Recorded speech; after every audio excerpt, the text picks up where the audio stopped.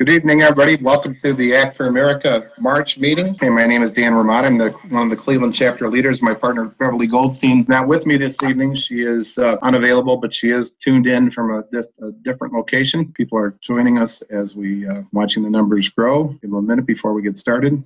We are known as ACT Cleveland, or the Act for America Cleveland chapter. Our mission is to expose, or has been to expose, the red-green axis, the communists, the socialists, and the Islamic Jihad, and how they are all working together to subvert our republic. I was going to say undermine, because that's what I've been using, but really it's subversion, how they're subverting our republic. They're destroying Western civilization from within and sabotaging its miserable house by their hands and the hands of the believers. This is the words from an internal Muslim Brotherhood document that was captured in a raid in Annandale, Virginia, and used as evidence in the Holy Land Foundation trial in 2008.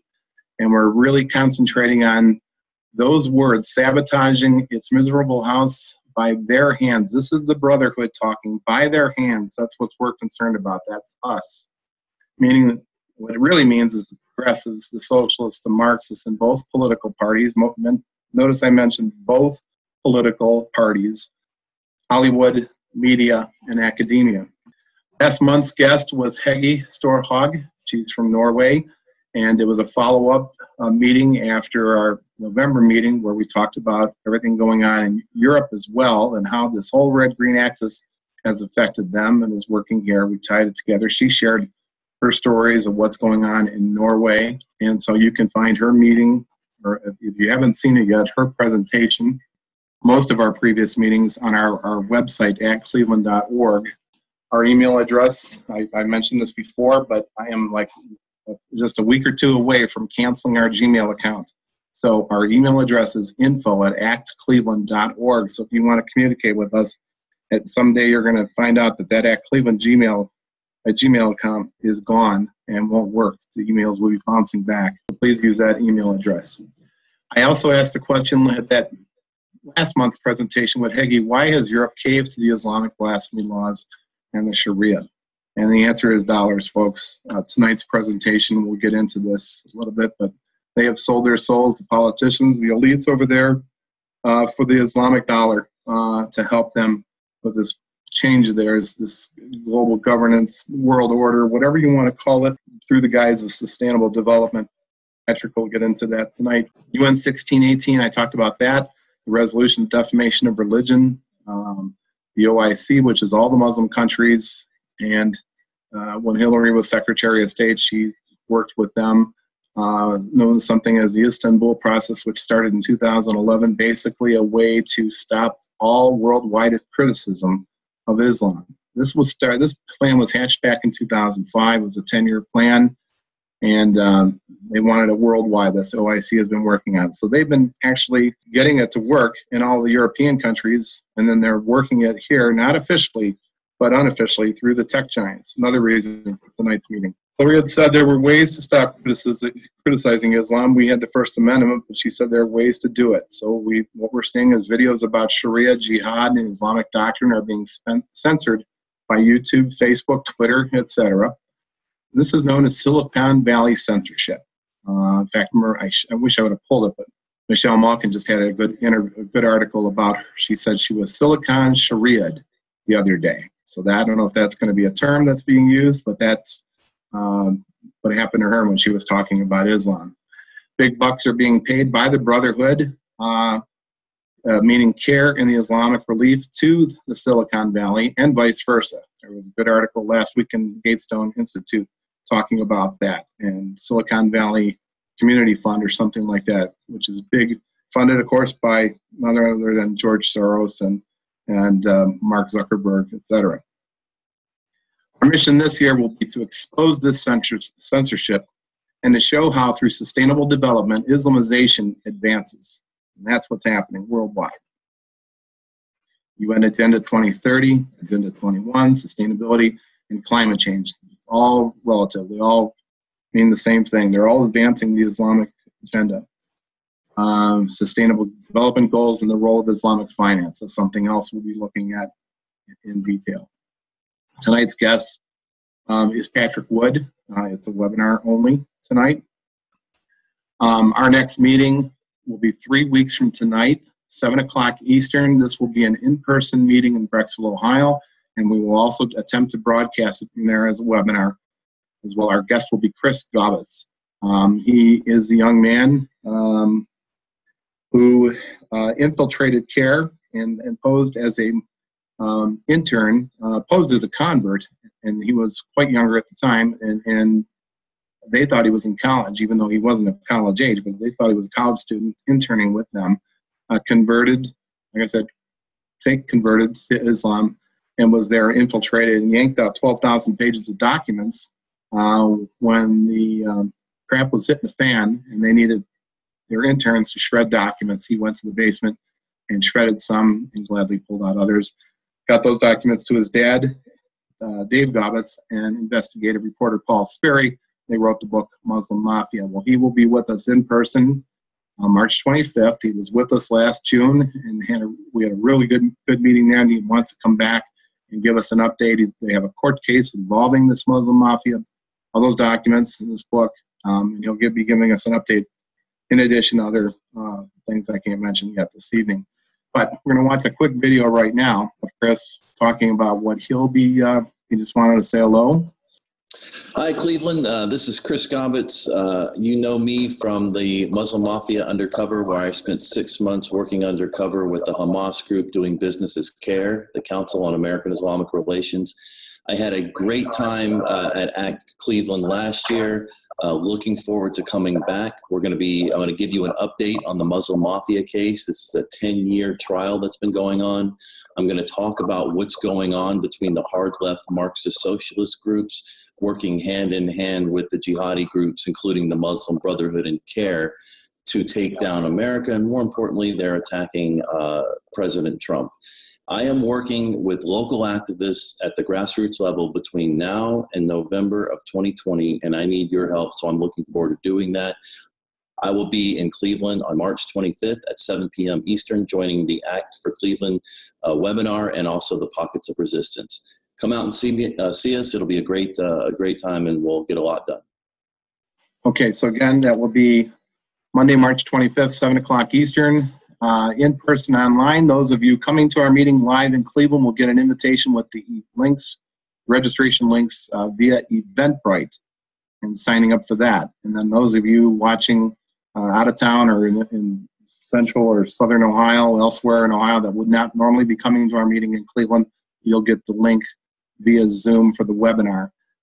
If you want to drive the distance and come to Cleveland, it's real simple. In the email, it'll say to email me, and then I'll give you the I'll send you the details on how to do that. But that'll be Monday, March 25th. Now, I'm going to bring in my partner in crime with these webinars, Jim Simpson from the Center for Security Policy, who runs the Pockets of Resistance, just to say hello, and then we'll introduce our speaker for this evening. Hi, folks. Evening. I'll be moderating the questions and answers, so make them sharp, make them good, and we'll hear what Patrick has to say. Okay, very good. Tonight's guest is Patrick Wood. Patrick was with us in October of 2016. He is a noted author. He wrote a book called Technocracy: Rising the Trojan Horse of Global Transformation. That was back in 2015. That's a book we had featured and had for sale at our meeting in October of 2016. He's also the co-author of a book known as Trilaterals Over Washington, a couple of volumes there. He wrote it with the late Anthony C. Sutton. He's a leading expert on the elitist Trilateral Commission, their policies and achievements in creating their self-proclaimed new international economic order, which is the essence of sustainable development on a global scale. Economist by education, a financial analyst, and a writer by profession, American constitutionalist by choice, Wood maintains a biblical worldview and his deep historical insights into modern attacks on sovereignty, property rights, and personal freedom.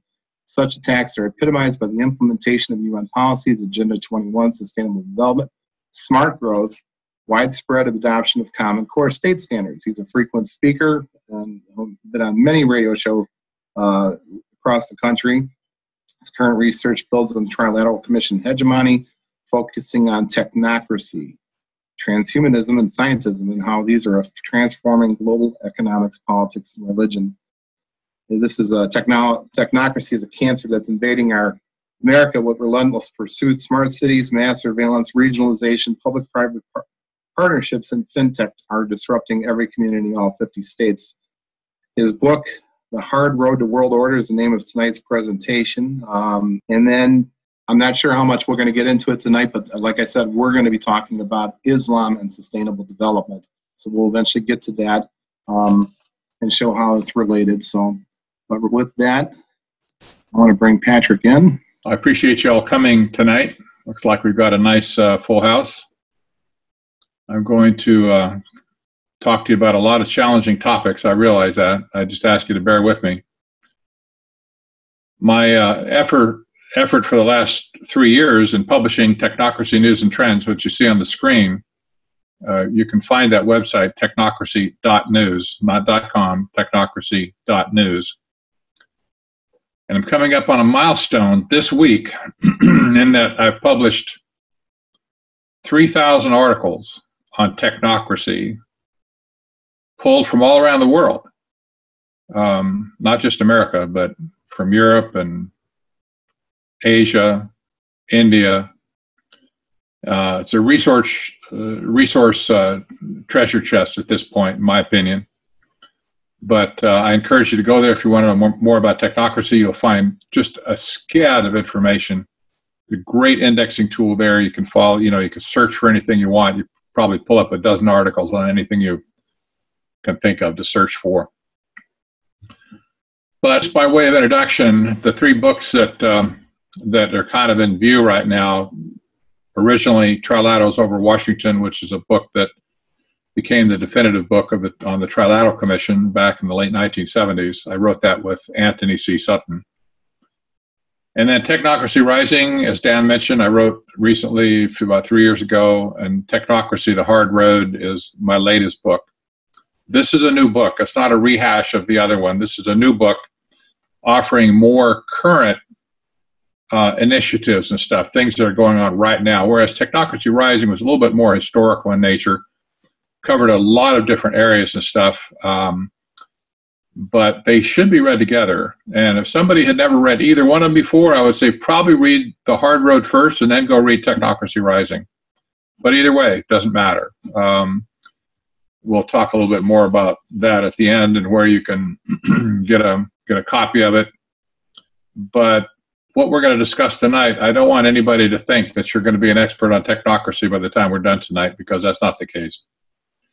I can only scratch the surface, and I will, but you'll have to pick up one of the books, actually read it and study it, and take notes, highlights, that sort of stuff.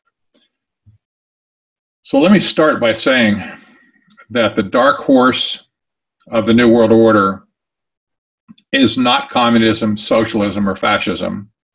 It's technocracy. And I know I'm going to challenge your thinking in a couple of areas. I'm doing it on purpose. And that is the difference between communism and socialism and technocracy. They are 2 different entities. The main thrust of what we're looking at tonight is, in fact, technocracy.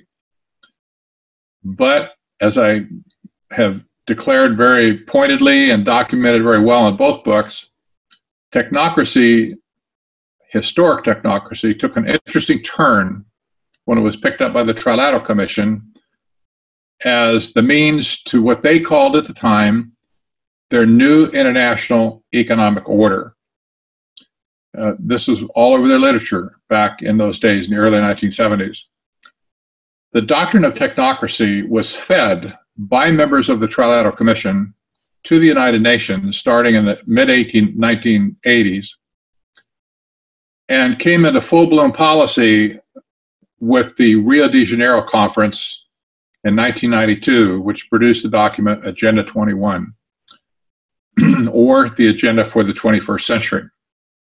That book is available online on Amazon, for instance. You can buy a copy of it for 40 or 50 bucks. If you've never seen it, it's worth it, in my opinion, to have a copy. Especially if anybody tells you it's a myth, you can hold the book up and says, "May I hit you with my myth?" Well, don't do that. That would be assault. But it's not a myth. It's a real book. So let me just set the stage here by telling you how technocracy was defined. I mentioned it was from the last century, particularly 1932. started in earnest at Columbia University in New York City. Didn't stay there very long, but that's where it started. And by 1938, membership had grown in the technocracy movement to almost 500,000 people in the United States. Canada was even bigger. It was a very popular social thing at the time, or not social, but a very, very popular thing at the time because of the Great Depression. And the Great Depression, of course, was horrible. People were out of work. The economy was in the tank. Many people thought capitalism was dead, frankly, just flat dead. So scientists and engineers at Columbia decided that they would invent a new economic system that the world had never seen before, and it would be based on resources. That is, the physical resources of the world, the timber, the oil, the energy, the things that come out of the ground, the cattle, the livestock, all those things. They wanted to manage the resources of the world in order to produce a utopian-like society that would be managed by them. It was radical. Here's how they defined themselves by 1938 in their official magazine, which was called The Technocrat. They said, technocracy is the science of social engineering, the scientific operation of the entire social mechanism to produce and distribute goods and services to the entire population. We need to unpack this just a little bit. What is the science of social engineering? Is it a science at all? Well, no. Not in the sense that chemistry and physics or biology are a science, a hard science. But social engineering is not a science at all. They call it a science, trying to give credibility to the fact that they have some kind of scientific insight that can engineer society to make it better than it was before. But you'll see that science is at the bottom of this. Technology is at the bottom of this. Then they say the scientific operation of the entire social mechanism. That's everything within, at that point, within the continent. And they use the word entire here, which I put in green twice, to indicate that nobody is to be left behind in the system. We see with United Nations today the phrase, no person left behind, almost on every page of every document. We have no child left behind, education. And if you look at anything from the United Nations, you'll see this no person left behind concept. Well, yeah, this is where it comes from. The entire social mechanism to produce and distribute goods and services to the entire population. Now, these goods and services represent 100% of the economy, all inputs and all outputs. This means they would tell businesses what they're allowed to make. They tell consumers what they're allowed to consume and in what quantities. This is very autocratic, very much, and even back in those days, it was modeled as a scientific dictatorship by critics. And this was technocracy. Never been heard of before. There's never been an economic system in the history of the world that was defined other than just what we have now as free enterprise. Capitalism is relatively new, but free enterprise has been around forever. Trade between consenting adults, whether you use, sticks of wood to mark your notches, or beans, or gold coins. It's always pretty much been the same. This is new. A resource-based economic system. But there was another twist to it.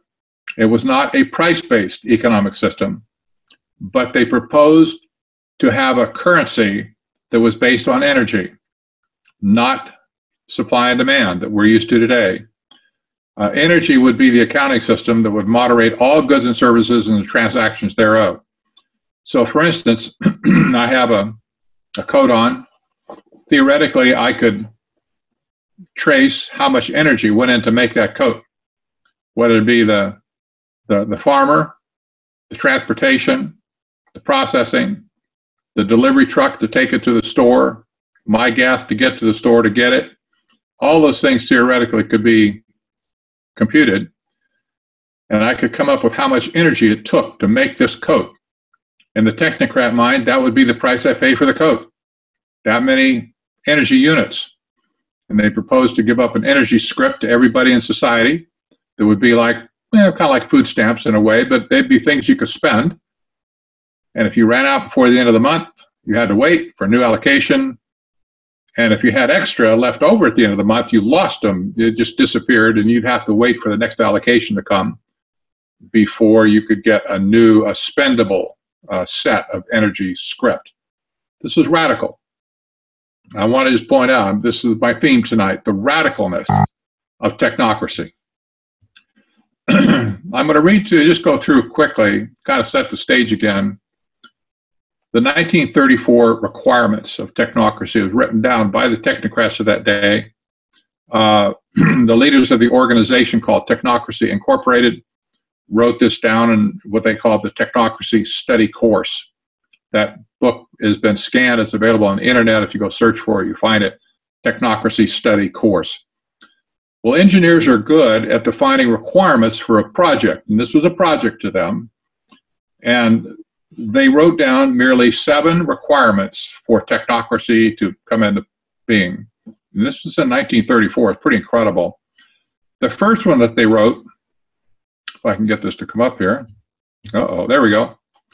The first one was to register on a continuous 24-hour per day basis the total net conversion of energy. Requirement number 2 was by means of the registration of energy converted and consumed, make possible a balanced load. If it doesn't occur to you immediately, this is the definition or the requirement for smart grid that we have today. That's the Wi-Fi equipped meters that are on the side of your home and businesses that report energy usage back to the utility, and also the character and quality of your energy usage, namely the things that you run, the type of motors and stuff that you have in your home. All this kind of information can be transferred or can be transmitted wirelessly back to the utility headquarters and beyond. The third requirement was to provide a continuous inventory of all production and consumption. This is a tall order. You say, how could they do that without computers? Well, there wasn't much of a computer back in that day. But in 1932, it just so happened when Technocracy shared the basement at Hamilton Hall at Columbia University, that their partner in the basement were the early IBM employees that were building the first Hollerith computer. They rubbed shoulders with these guys for about a year, almost a year. They were visionaries for sure, but they got the idea that paper and pencil would not be the only way that they could track these types of things in the end. But they said what we need to do to make it happen is provide a continuous inventory of all production and consumption. Then the fourth requirement, provide a specific registration of the type, kind, etc. of all goods and services where produced and where used. This also could not be done except with advanced computer systems that we have today. But talk about a tall order. To provide a specific registration of the type, kind, etc. of all goods and services, all services, where produced and where used.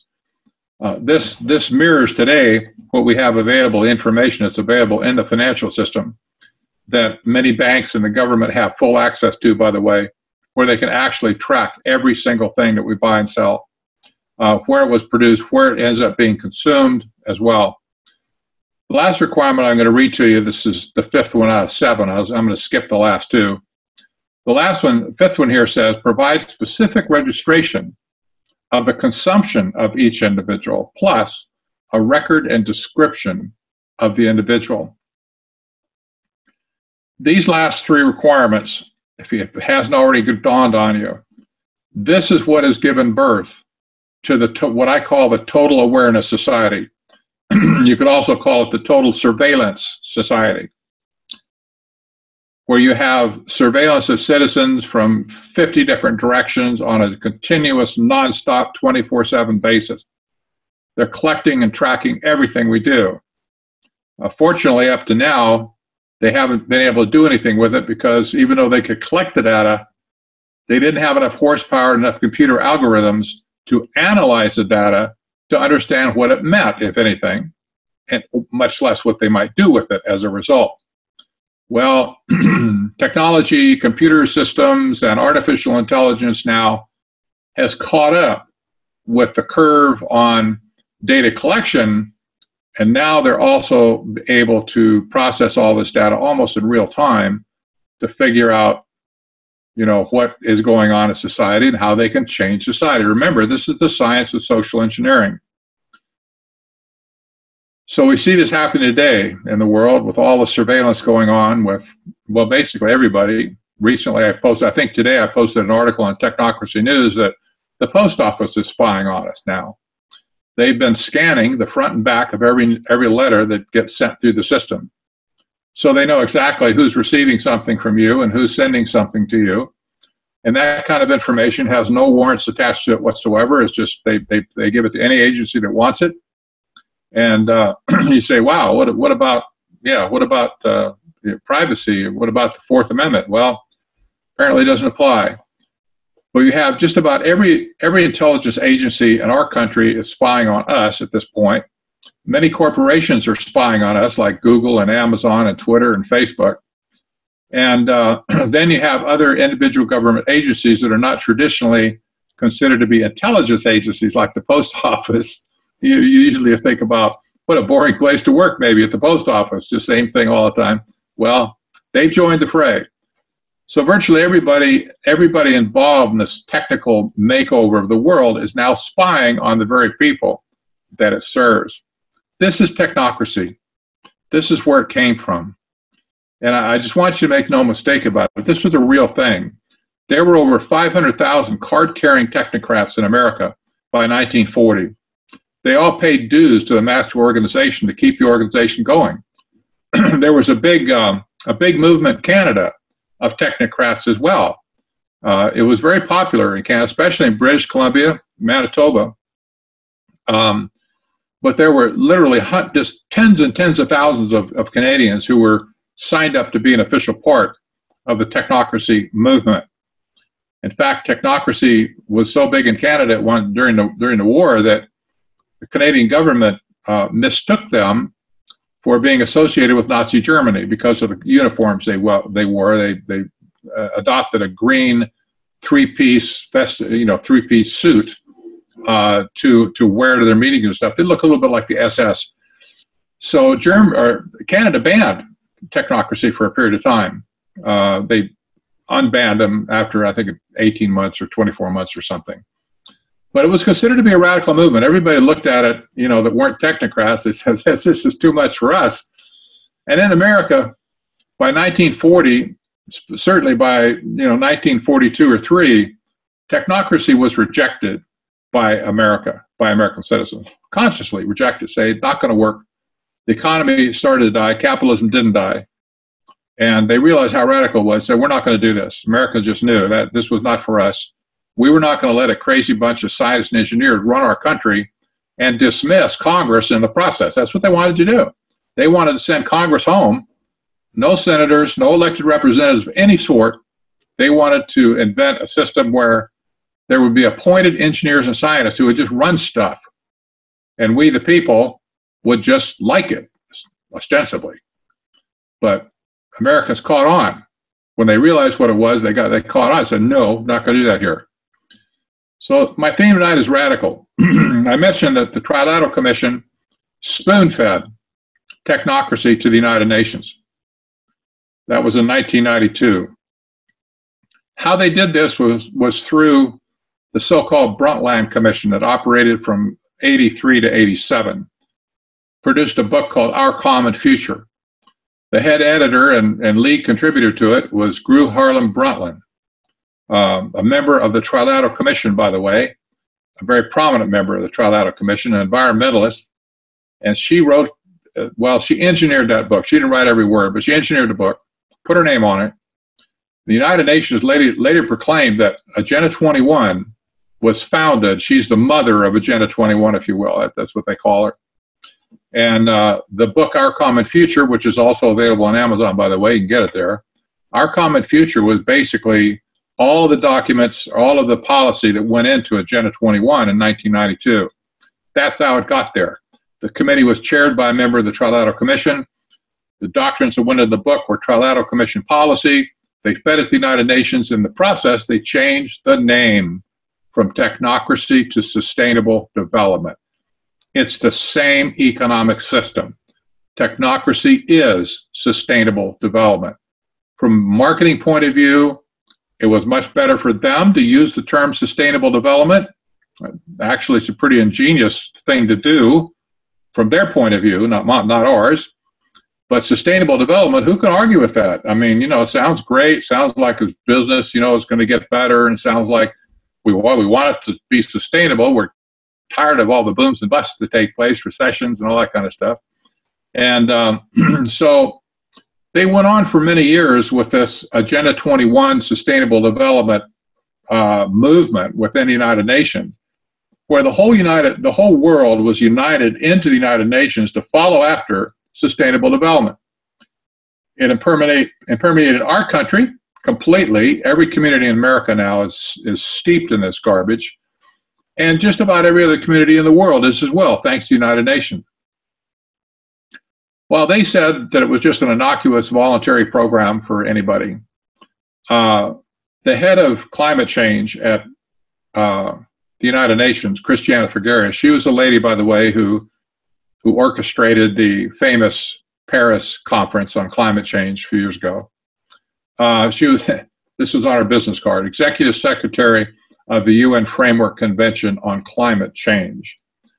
I don't know how you would abbreviate that. You need the front and back of your business card just to put your title. But anyway, she was radical. Radical. Here's what she said at a press conference in Europe 2.5 years ago. She said, "This is the first time in the history of mankind that we're setting ourselves the task of intentionally, within a defined period of time, to change the economic development model that has been reigning for at least 150 years since the Industrial Revolution." You don't need to read between the lines here.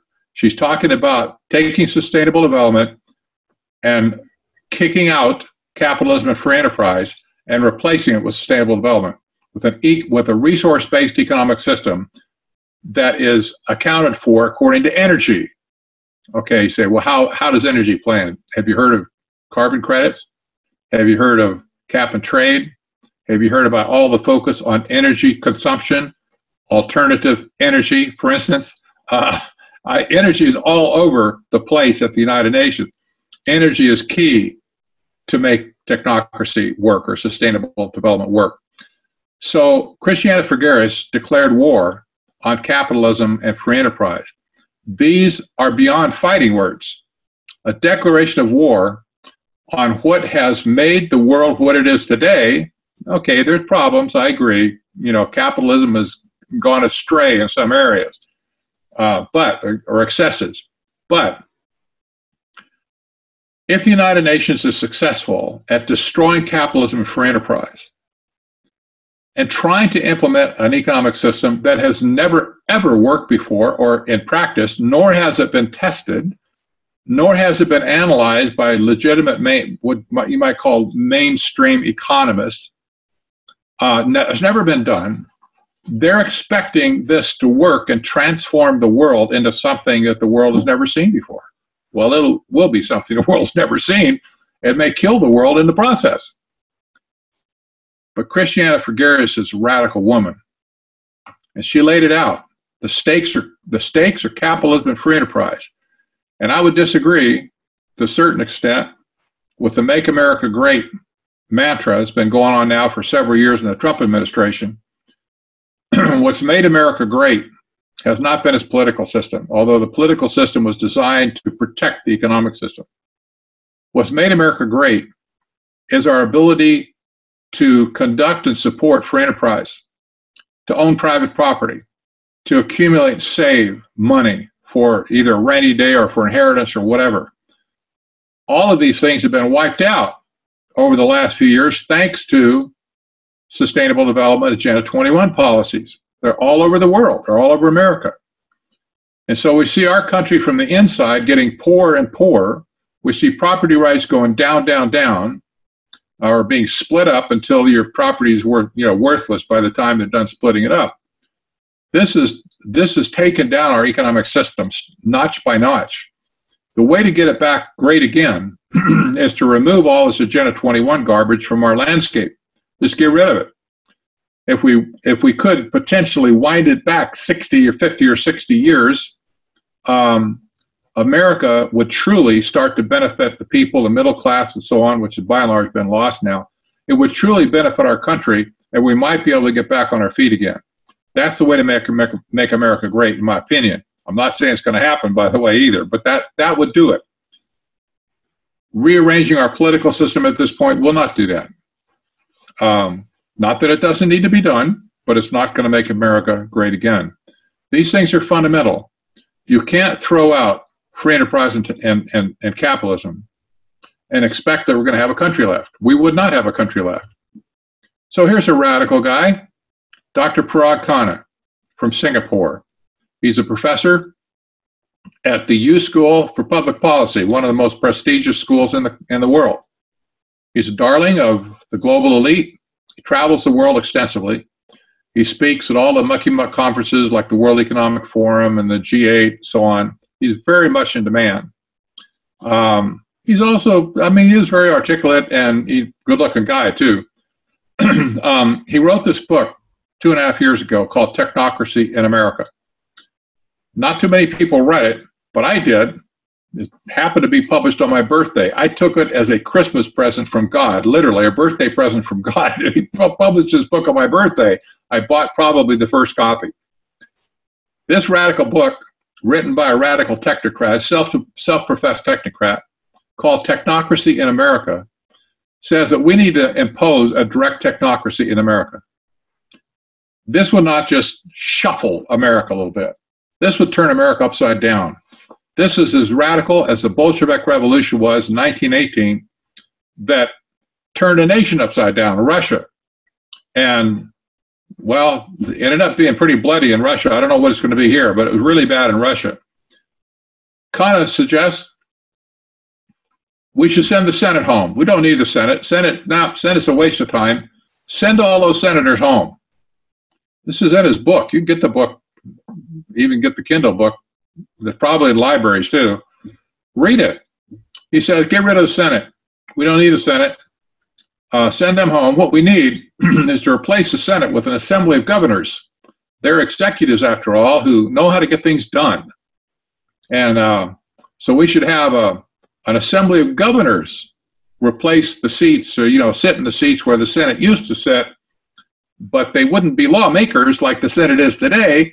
And they wouldn't be in charge of the Constitution either. He says we should give the Constitution to the Supreme Court for modernization and updating, because he says the Constitution basically is just an outmoded document, and it's buried in history 200 years ago, needs to be revitalized.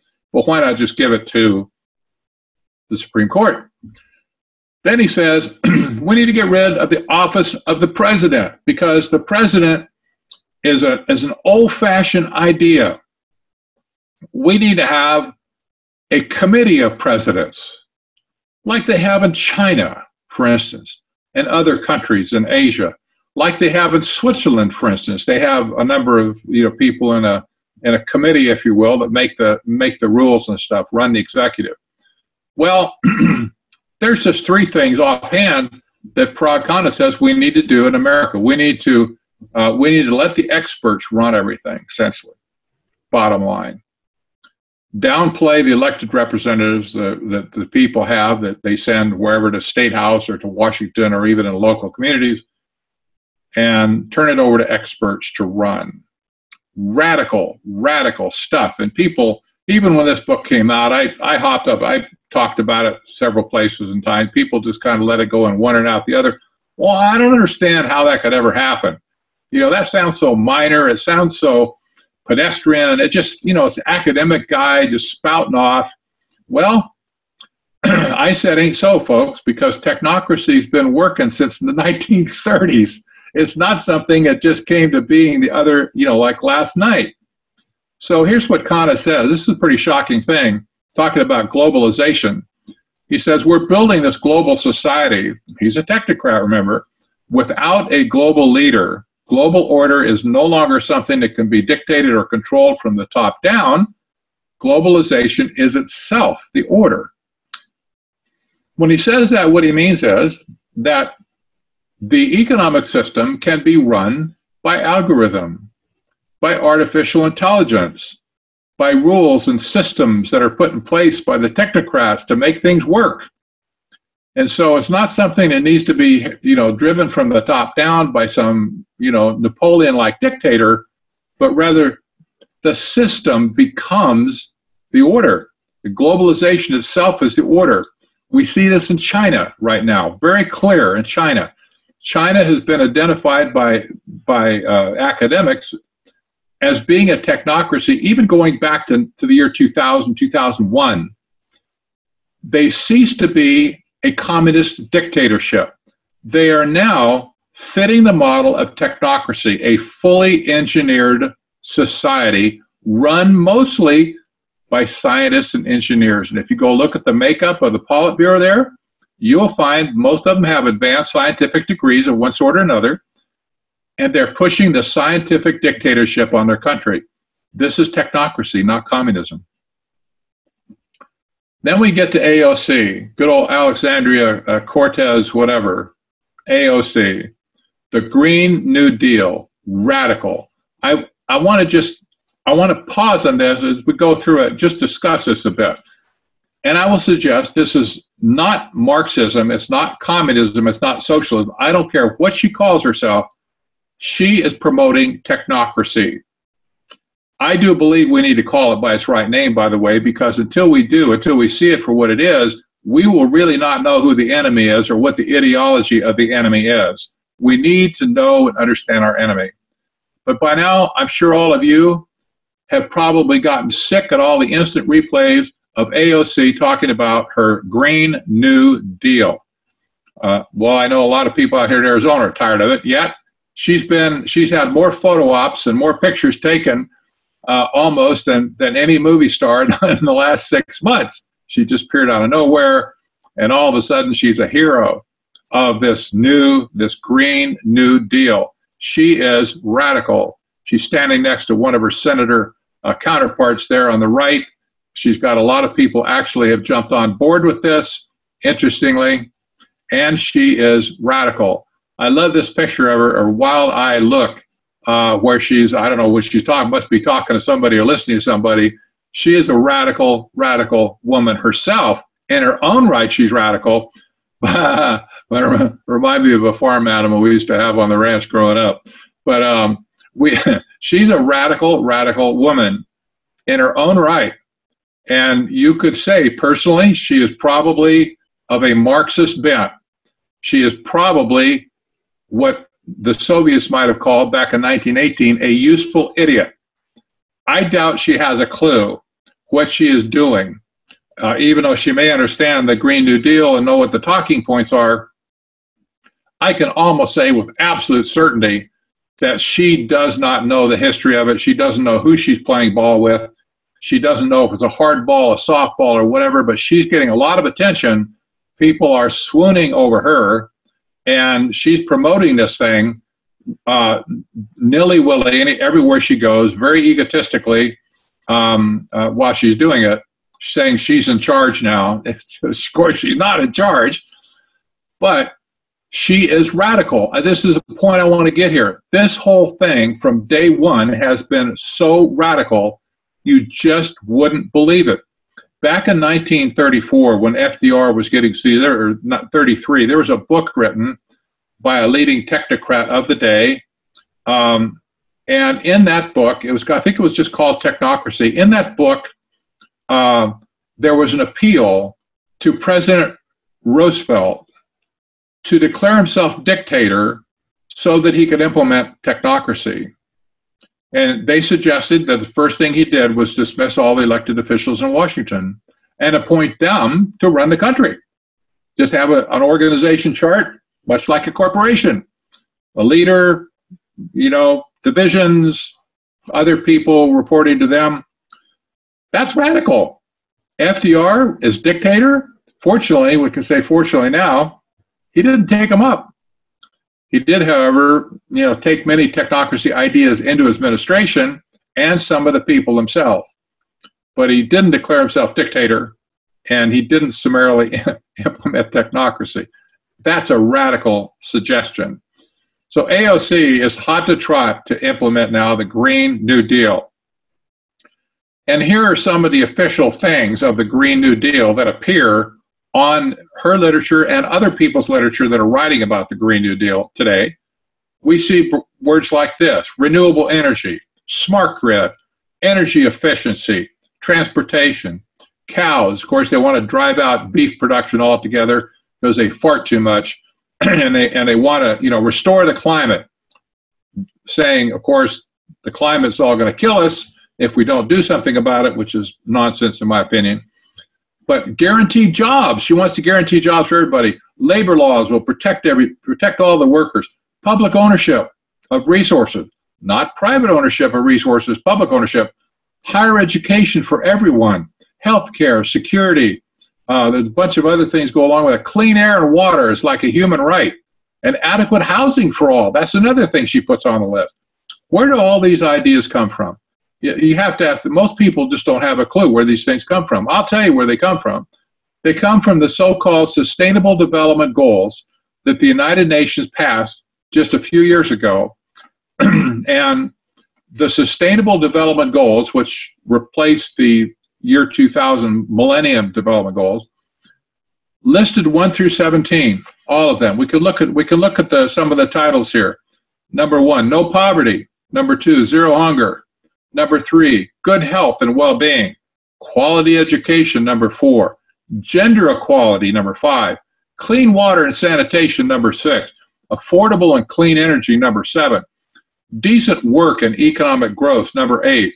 Number 9 says industry, innovation, and infrastructure. 10, reduced inequalities. She's big on that. 11, sustainable cities and communities. She wants to rebuild them all. 12, responsible consumption and production. She's going to tell us what to eat. Don't eat any beef. If you eat beef, you're harming the climate. Number 13, climate action. She's all about that. 14, life below water. 15, life on land. 16, peace, justice, and strong institutions. And 17, building partnerships for the goals to get them done. AOC has done nothing beyond adopt the Sustainable Development Goals that the United Nations has been touting all over the planet, repackaged them into a political agenda, and thrown it out to the marketplace as a Green New Deal. In fact, it's not green, it's not new, and it's not a deal. None of those line up with reality. This is where this stuff comes from. Radical? Yes. Why is it radical? Is it radical because the UN's doing it? No. It's radical because it started out radical in 1932. It has never changed its spots all these years. It is still radical. It will be radical no matter who brings it out, when or where they bring it out.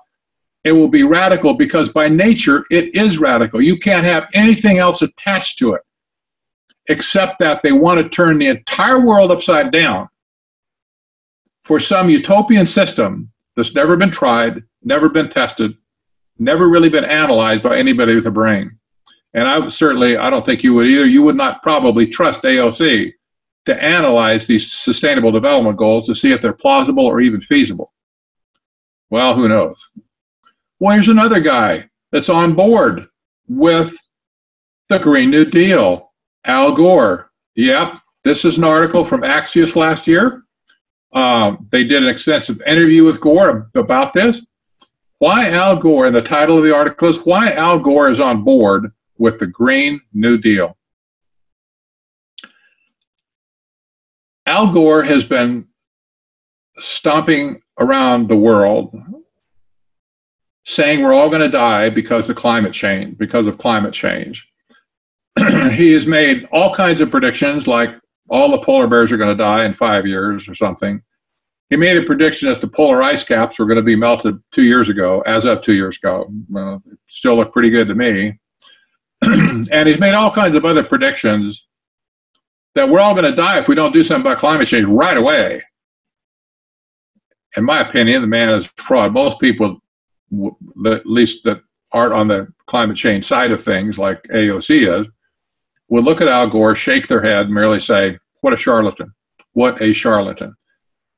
he's getting rich himself by promoting climate change mitigation because he's got massive investments now in that area. So of course he's going to promote it.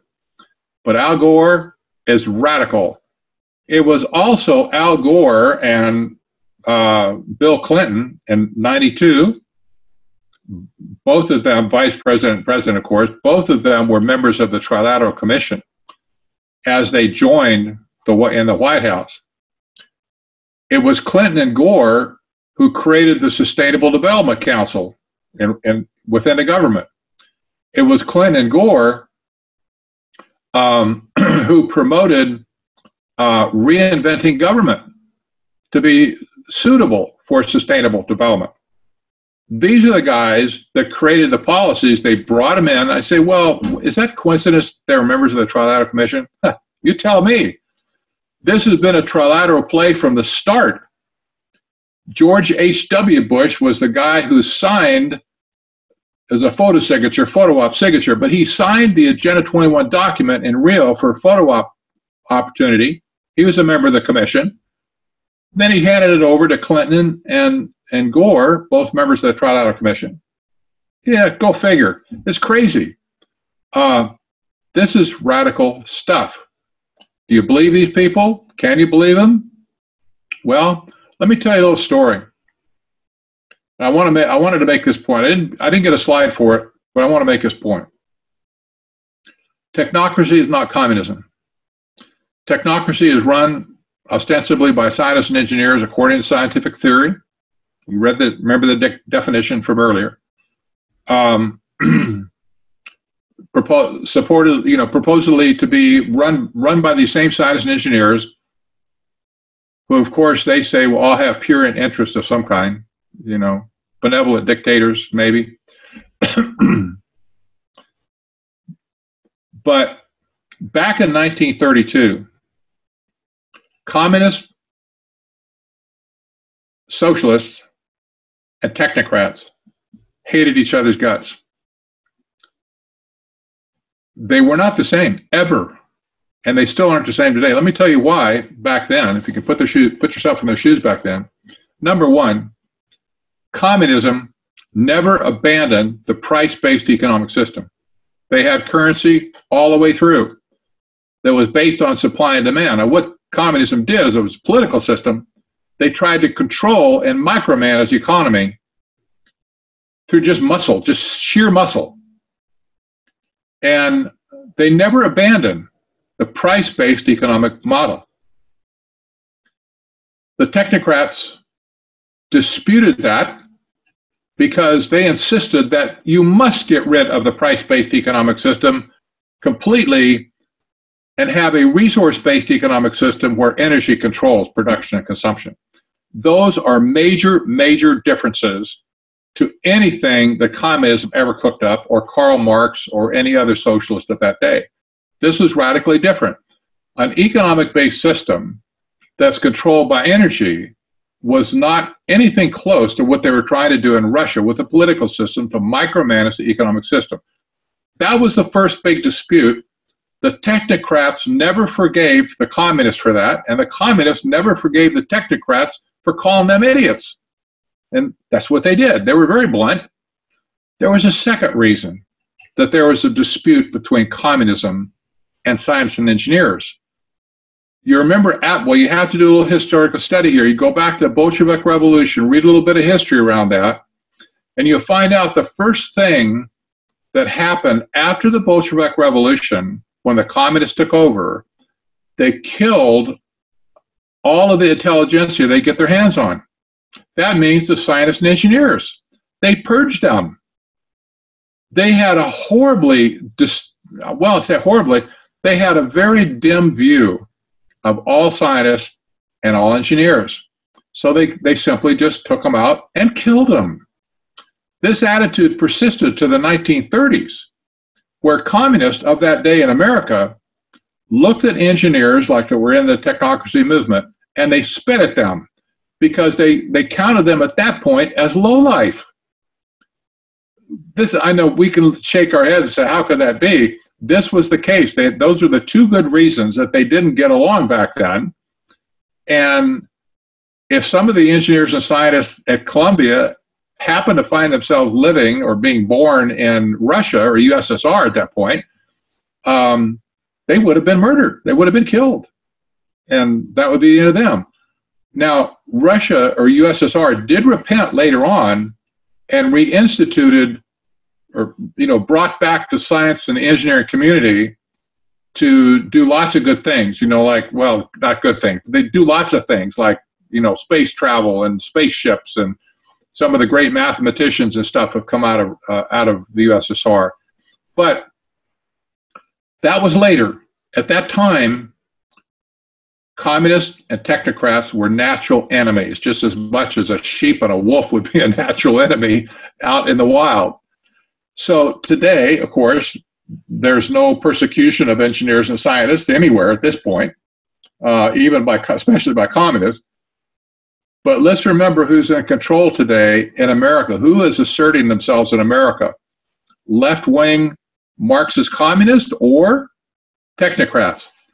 Let's look at people like Elon Musk, Jeff at Tesla, and SpaceX. Let's look at people like Mark Zuckerberg. Let's look at people like Jeff Bezos at Amazon and Eric Schmidt, formerly of Google and Alphabet, and a myriad of other top people that are running these big tech firms that are asserting their agenda on our society. These are the people today that have accumulated the power. It's not the low-level, proletariat communists, if you will, if that's possible. It's not the people on the bottom like AOC. The power is being assembled at the top. And these technocrats have their own agenda, and it is not the agenda of Marxism. It's not the agenda of communism. They still have this bent that for technocracy to work, we must give up the price-based economic system completely. We must substitute it with a resource-based economic system where the accounting system is energy, not money. They're not going to give that up. The United Nations is steeped on it, so steeped on it that Christiana Figueres plainly said it, letting the cat out of the bag probably. She plainly said that we're going to destroy capitalism and free enterprise, and we're going to throw in its place sustainable development. It sounds crazy radical because it is crazy radical. And I'm going to suggest that because of this, that the so-called leftists like AOC are the new breed of useful idiots. I know that might be a little bit harsh, but I want you to consider for a minute. The left wing, whether they be communists, Marxist, socialists, whatever you want to call them, the left wing in our country, progressive, they are being used by these people as the useful idiots to to trash our government system, to trash the economy, to trash our, basically everything we have in America that makes America America, in order to topple it over so that it can be replaced by technocracy. That is the goal. And I will suggest if technocrats ever get in power, if they ever come to the point where they can say, I got it, we got it, you don't, and we're in charge now, if they come to that point, I can tell you who the first people to be thrown under the bus are going to be. It's going to be people like AOC that helped them to promote it in the first place.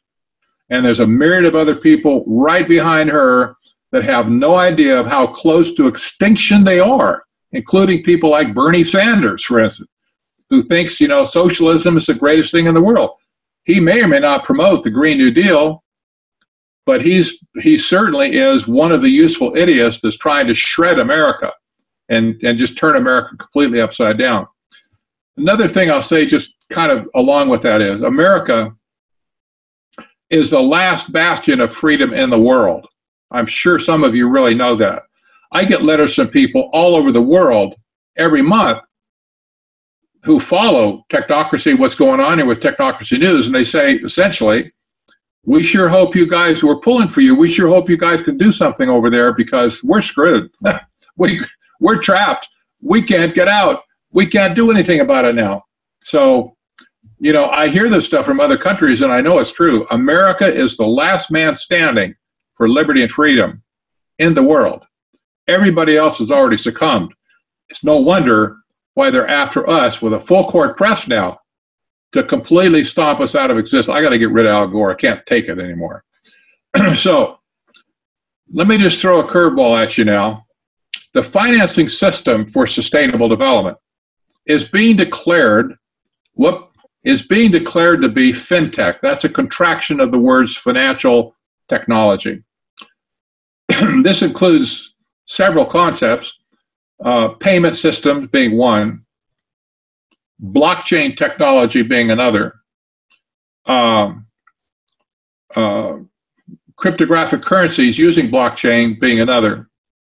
The area of fintech is a disruptive technology at this point that promises to turn the financial world completely upside down. The Islamic world, strangely enough now, has declared themselves to be the leader, if not the wannabe leader, in fintech on a global basis. They've declared this. They're having fintech conferences almost every other month in the Mideast somewhere. Big ones. All the people, all the big mucky muck companies in the world are flocking over there. There's a curious attraction between Islam, fintech, and sustainable development. I'm not going to give you a treatise on this, but there are some books that you can read. I'm going to hold one up right now. You can go find this book called Green Dean. This is an interesting book. The date on it, let's say, is just a few years ago, not real old. Green Dean. The word Deen means way in Arabic. And the subtitle is What Islam Teaches About Protecting the Planet. You'll have to read the book to see what it says, but it's full of insight on why Islam would be attracted to sustainable development. But as far as fintech is concerned, fintech is all about charging little fees to have stuff take place. Transaction fees, like Bitcoin, transaction, blockchain transactions. They can be, you can chisel off a penny or two or three for each one and end up with some serious money. Fintech has no interest in charging interest. Those of you who have followed much about Sharia know that charging interest is forbidden. You can charge fees, but you cannot charge interest. They consider that to be usury. Fintech removes that banking convention from the Islamic world because they can't participate directly with the big banks like Citicorp and JP Morgan and stuff because they all charge interest. That's not on the table for them. Fintech completely changes this. It involves technology, for one, software technology, which they're very bright people to get right in the coding room, if you will, to build stuff. But it's an acceptable area for them to invest in because it doesn't conflict with Sharia rules on banking and transactions. So they're looking at themselves today as being the leader. They want to be the leader in the world. They're pouring money into it like there's no tomorrow. And the Western world is saying, that's great, welcome home, come on in, do your thing. Everybody's welcome, to do it. Inadvertently, you might be thinking already what could happen if this type of fintech, if you will, driven by the Islamic world spreads to the whole world.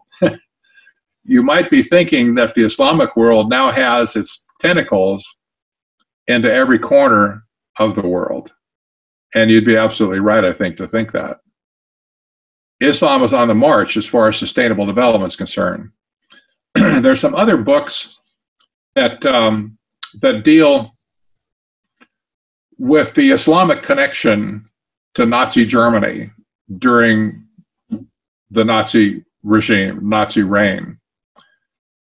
And it's interesting, very few people have ever brought up a certain angle, at least. You know, most of the reasons people think, anyway, that that the Islamic world had anything to do with Hitler was a mutual hatred of Jews.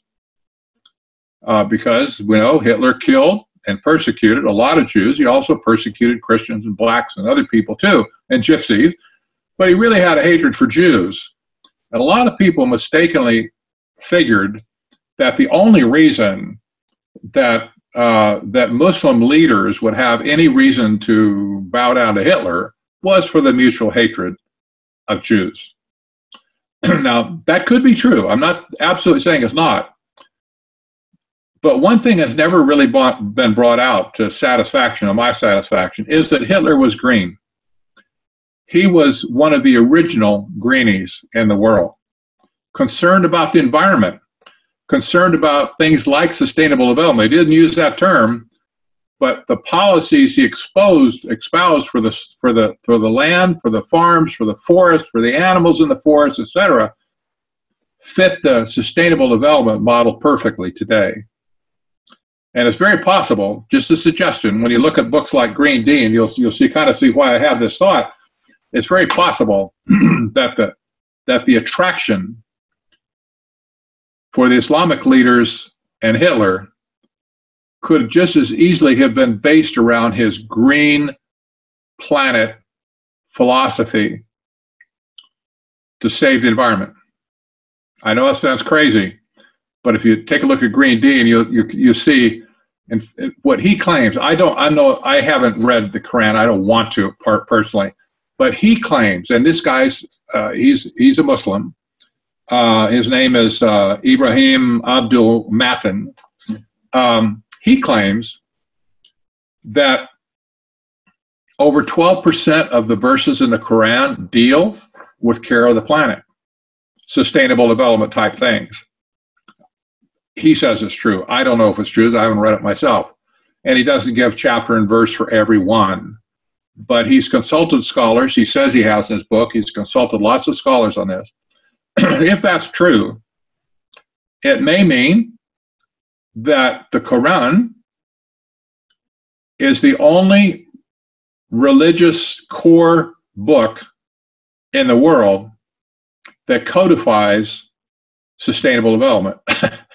Just not using the term sustainable development, but care of the planet and care of the resources of the planet and, you know, economic matters, buying and selling and so on. I can't say for sure myself personally from my own personal observation, but from what he says, there seems to be a connection here between Islam and sustainable development that has nothing necessarily to do with Israel or with the Jews per se, but they're looking at it now as a tool for global conquest. That bothers me right off the bat. I need to do some more work on it, but maybe some of you will take up the challenge, go do some research on this, read some of these books and stuff that they're putting out and find out, hey, what are they really saying here? Well, I'm going to end this just on this note. Last year, when I saw social media like Facebook, Twitter, and Google coordinating and colluding to censor certain people in the media, organizations in the media, it wasn't just one-off thing. When I saw them colluding together to go after certain people, I knew the time had come when technocracy was flexing its muscle in ways that nobody would have expected initially. I kind of did, but I was, here it came. I was surprised to see it. I knew that the day is drawing close to where technocracy is going to declare a victory, because now they're gathering together, right? They're gathering together for a common cause, a common purpose, and it's to muffle all of their voices except their own. And I'll say that, all of their voices except their own. The progressive leftist voice still has a place with them, but only for the sake of the destruction of capitalism and free enterprise. There'll come a time when they get rid of them too. And they have censored certain things on the left they don't want anything to do with. So last year I started an organization called Citizens for Free Speech with a specific goal of protecting and promoting the First Amendment of the U.S. Constitution, which has several things embedded in it. If you've never read it, go read it after our time tonight. Very short. But you'll find out that it contains 5 different things that are considered to be rights of Americans, but they must be exercised in order to be effective or effectual. The first one is the freedom to express religion or to practice religion. And we know that's under attack everywhere in America today. Other countries, just beyond description, but in America, especially the Christian religion, has been under attack. To mute it. The second thing is free speech, the ability to speak without restriction in the marketplace of ideas. That's under attack, we know that. Freedom of the press, number 3. The right to write, the media. We know the media has been taken over by these very same technocrats, by the way, who are just doing everything they can to destroy the fabric of our nation. So the press has just been decimated. But the alternative media, we're trying to take the place of what the old media was. That media has been stomped thoroughly, continuously for months and months and months now. Then you have the right to peaceably assemble.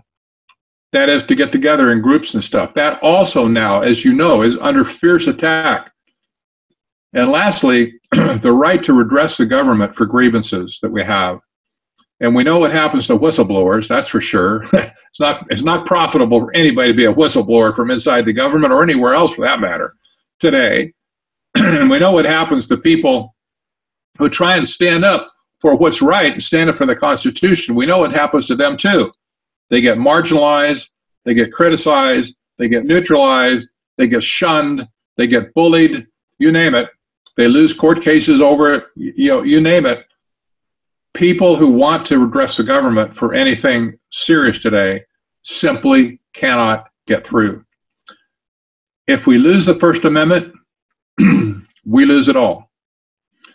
The First Amendment is there for a reason. It's first for a reason. The Second Amendment is there for a reason as second. The framers saw, I've talked to a constitutional lawyer about this, attorney who's very, very clear on the issue, used to teach constitutional law on the First Amendment. Very clearly, the First Amendment is first because that is the first line of a constitutional republic that must be maintained before everything else falls like a house of cards. The Second Amendment is placed there in case the First Amendment fails. You think about that for a minute. If the First Amendment fails, the Second Amendment is going to be what's next in line. I don't like the sounds of that. Personally, I don't ever, and you left-wing SPLC media wonks that are listening to this, I want to make this clear. I don't want to see any American, I don't care who you are, even if you are a progressive, even if you're SPLC, I don't want to see any American citizen shedding his blood in another civil war. I do not want that. It's fruitless, it's destructive, it will destroy our country, and a lot of people will get hurt, if not killed. This is something it has to be repulsive to everyone who even thinks of the idea that we're going to someday see the application of the Second Amendment. I do not want to see that day come. That means we have to stake our claim, if you will, draw the line in the sand at the First Amendment and say this is where it has to stop. We must restore the effective practice of the First Amendment in all those 5 areas. If you have any interest in that, head on over to Citizens for Free Speech. Put your name on the line there. You get some of the mailings and stuff. This has nothing to do directly with any specific action-oriented group. Like your group's done great things in Ohio. I'm continually impressed with what you've done. This is a nationwide effort to try and get people together to defend the First Amendment and all its flavors and all of its facets. We need to make statements in every community that we value the right to communicate. And I'll tell you what, folks, in the marketplace of ideas, we have what it takes to win. Our ideas are so far superior to ideas like what Bernie Sanders comes up with or AOC comes up with Green New Deal. We can win in the marketplace of ideas if we will simply show up to the battle line when it comes time to do so. I don't mean battle line Second Amendment. I mean battle line in the market of ideas. We can win in the market of ideas if we simply will get up and go out and do so. So anyway, I did this, Citizens for Free Speech. It's not my organization. It's a 501c3 organization that belongs to the people of our country. And if you want to have a stake in it, have at it. This is what the website looks when you get there, so you know you're in the right place in case somebody puts up a substitute. Lots of red, lots of blue, and whatever. Should we care about free speech? You can read all the text and stuff before you even put your name on it, just to make sure we're on the right line. I want to say thank you for your time. I know we want to have some Q&A, and I've touched on a bunch of ideas and stuff. I want to encourage you to buy Technocracy, The Hard Road to World Order, to really get the details and the skinny on all the stuff I'm talking about here. I've got tons of footnotes in it. My first book, Technocracy Rising, had a bibliography, or has a bibliography in it. I think 260 references something. It's just huge. Tons of footnotes and stuff documented. You can read it and decide, to chase some of those things down, maybe to read some other books or whatever, do some more research. Get familiar with this term. Get familiar with the ideology, what's going on here, so that you can see who the enemy really is. And if you just want one book, go to Amazon.com and buy it there. You get it fast. Shipping is cheap. They'll ship it right out to you. If you want to buy multiple books, like to give some away to other people, elected officials or friends or whatever, if you go to my website, technocracy.news, and go to the store, you'll find that there's a very steep discount schedule on the Hard Road book. If you buy 10 books there, the discount is 50%. That's not a giveaway. I can't give them away, obviously, myself, but that's enough of a giveaway where you can use them to hand out to people, or you can use it as a fundraiser for an organization. If you want to, if you have a group, a club, whatever, buy 10 books at a discount, 50% discount, and sell them for retail, or give them a discount, whatever, a few bucks. Make some money on it. I don't care. We need to get this information out in the hands of people. So if you just want a single book, you can get it on Amazon. Of course, you can get it on technocracy.news as well, but you can get it on Amazon, you get fast delivery, whatever. You'll get pretty fast delivery with us. I like to sign books that I send out here personally from my office in Arizona. But if that doesn't matter to you, go for it. Go to Amazon. But remember to come back for quantity discounts to technocracy.news. And I think Dan, I'll turn it back to you, or Sure. whoever. Yeah, I'm coming back on right now. Yeah, you can see me there. Okay, yeah, if you would stop your share, and I want to bring Jim here in a minute. But while I'm waiting for you to do that, I want to show people a couple things. And I might add that Ibrahim Abdul Mateen, the author of that Green Dean, is a former sustainability policy advisor for Michael Bloomberg when he was the mayor of New York. And the foreword to that book is written by Mr. Keith Ellison. Just thought I would point that out. You touched on something I just want to show people. On your website, Pat, hopefully I'll bring this up here. This is your website. Hopefully you can see that. Yes. Technocracy.news. I just want to point out to people, just type in the word Islam in the search bar right here. And here's all the results that'll come up. There are 11 pages worth of documents. Here's an article about the one world religion. Pope Francis signs a historic covenant with Islam in February. He was making a deal with the Grand Imam from Al-Azhar University over at the United Arab Emirates at the World Government Summit by the way. Sheikh Zayed, Islam's deep roots in sustainable development. Global banks adopting Islam. That's a very good article written for you. Here's about fintech and blockchain, but there's plenty here. There's a whole slew of articles about Islam. Oh, here, Al Gore. Global warming could make Islam's holiest sites uninhabitable. So anyway, I just want to point that out to everybody. Type in Islam in the search bar and you will be blown away at all the information you've given. I'm going to bring Jim back in now. He'll answer the questions that are lining up. Let's see, Jim, can you say hello? Hello. Here you are. You're Good. back. I'll get rid of myself, and it's all yours. Remember, Jim, keep it to the first names only. Yep. And it's all yours. Okay. Well, that was it's a pretty incredible presentation there, Patrick, I gotta say. Well, you know, one thing I want to say, though, about communism, a lot of people just don't understand what communism is. Communism is not an economic system. The economic system, the entire edifice of Marxist economics that he built, first with the Communist Manifesto, and then with the with his 3-book monstrosity, where he attempted to rationalize the Communist Manifesto. That was the pretext.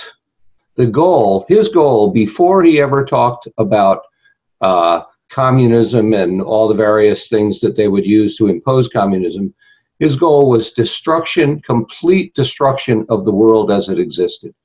That was his first primary goal. And in fact, before he even talked about Marxist economics, he said, we shouldn't even be concerned ourselves with the economic problems of the day. Our goal is complete and total destruction, wiping out of the current order, and then we'll replace it with, and he really never properly answered what that question was.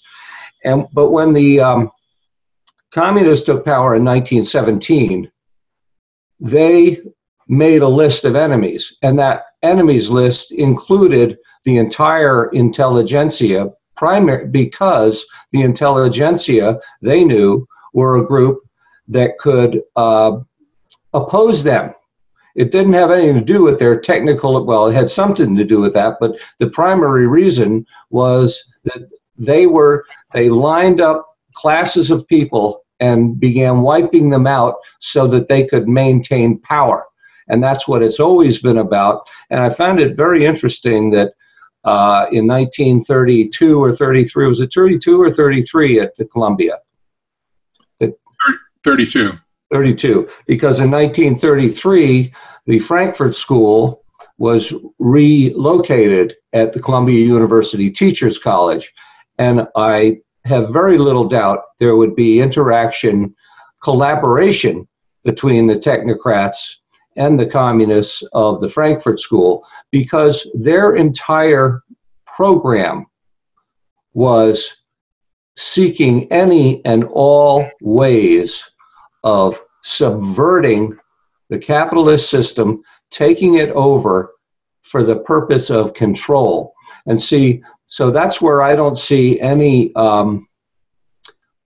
really discrepancy between technocracy and communism. And in fact, all of the technocrats you mentioned at Google, all those folks, they're extreme hardcore leftists, and they are also not the ones in charge. They would not be doing the stuff that they are doing without the nod from the political system that they know could shut them down in a minute if it chose to do so. And then ultimately, when you get to the power base, Mao said all power comes out of the barrel of a gun. And whenever you have a system that has no hierarchy, pre-planned hierarchy, other than the hierarchy that comes from those who seize the power, the ones who are the most ruthless will be the ones who keep it. And you're absolutely right. AOC will go by the wayside, so will Bernie Sanders. All the true believers are the useful idiots. They will be lined up and shot.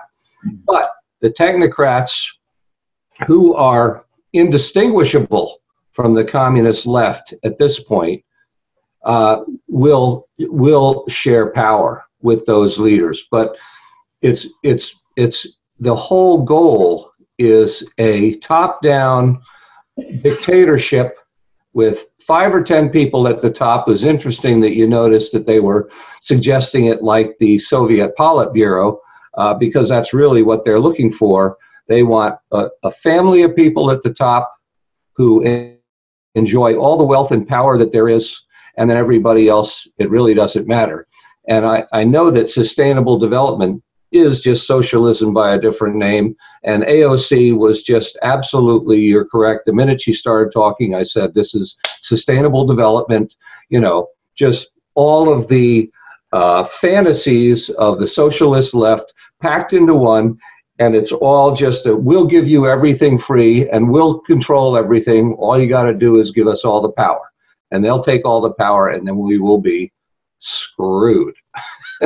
So, all right, I've said enough. There's a lot of questions here, and I answered some of them, but let me just say, did you happen to see an article published on Business Insider last Saturday titled "Google Siding with Saudi Arabia Refuses to Move Widely Criticized Government App Which Lets Men Track Women and Control Their Travel"? She says it's tyranny within a large tyranny. And then a guy named Gary suggests Wattly.co, which is this, if you go to that website, it has this really creepy technocracy interface, which has all of the aspects that you talked about. And what's the relationship between technocracy and the Frankfurt School? Do you know that answer, Patrick? No. Okay. I'd say I would not be at all surprised if they collaborated, because they're all about power. That's what it's about. And it's all about centralized planning. It will not work. It does not work. It cannot work. You know, when I was in college, we had a Marxist economics professor. I have a master's in economics. We had a Marxist economics professor. I lasted about a week in there. He would talk about his fantasy future where a big supercomputer would control and decide everything. And it was just, I just couldn't take it. But anyway, but there it was. I mean, he was talking technocracy, and he's a hardcore bullshit. Yeah, Charles says, essential problem with centralization, it can only distribute stuff for a limited time, cannot create new technologies, cannot find new resources, kinds of resources, cannot make creative destruction, results in rapid Malthusian ruination of the economy like Venezuela. Yeah, free enterprise and capitalism are essential to drive all of these things that they claim they want. And I would say something else, you know, that when you talk about the price system, what you're saying is that they would replace dollar prices with energy prices. It's not, right? That's right. Yeah, it's just using a different medium of exchange, but it's actually a much more controllable medium of exchange, isn't it? And I think that's the key. Well, energy was known to be the only accounting system that would work for technocracy, even back in the 30s. We see today that that we have abundant energy in the world. Anybody with a brain knows that. We have unending supplies of natural gas, oil, coal. Yeah. Yet we're told all this is evil, and they want to supplant all of that with sustainable energy, like windmills and solar panels. The only reason for that is that alternative energy can be controlled electronically, digitally even, where it becomes a scarce commodity, and they can deal with that. But if energy is basically free or very low cost to the world, their whole system has no reason for being. That's why energy is still at the heart of this. And it's not just that energy is going to be price-based, it's going to be fixed so that things are paid for according to the energy you wanted to make them. That's weird. So let's see. So Jennifer asks, so is this why Obama gave the internet control away? He didn't really give it away, did he? He just gave it to his friends. Well, Yeah, I don't know if I could lay that right as sustainable development, but what Obama did was a travesty Yeah. to the United States. I mean, he just knifed us in the back by giving away the ICANN organization. Yep. Did not have to do it. He failed. He purposely failed to sign the contract to renew it, was guaranteed and renewable in perpetuity. Wow. And at this point, ICANN is still floating free, but China's making a big play to get control, and so is the United Nations. And if the United Nations gets a hold of ICANN, God help us, China the same way. If China gets a hold of it, we're all going to be censored to the... Let's see. Jim asked, FinTech would be competing with China's RMB, trying to replace the dollar as the world currency. Are they collaborating or in competition? I'm trying to find that question here. Whose question was that? Jim F. And he asked a follow-on question about 5G. Yeah, FinTech is going to eventually will disrupt the entire currency system of the planet. That's my professional opinion. And that means that the concept of currency as we know it today will be moot. It won't fit at all. And so we can't really compare the RMB to the dollar to the euro to any other currency or any other basket of currencies like at the IMF.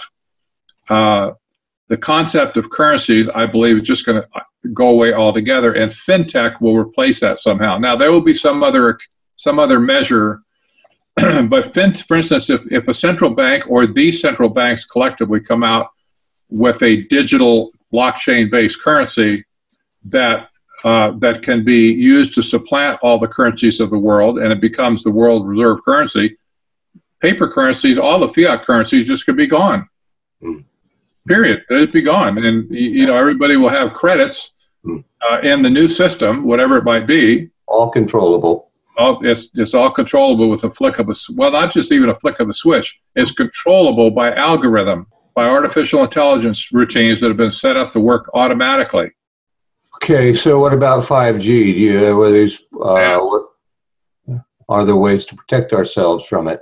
I love to talk about 5G, and it's not about the radiation coming out from. That could be an issue. We don't know yet for sure. But 5G, and this is a big deal. I study this a lot. 5G, if you listen to the presidents and CEOs of Verizon, AT&T, T-Mobile, those type of companies, you'll find that 5G is not being. They're not talking about it in terms of your cell phone. Put it that way. Will it speed up your cell phone? Yeah, but how fast do you need your cell phone anyway?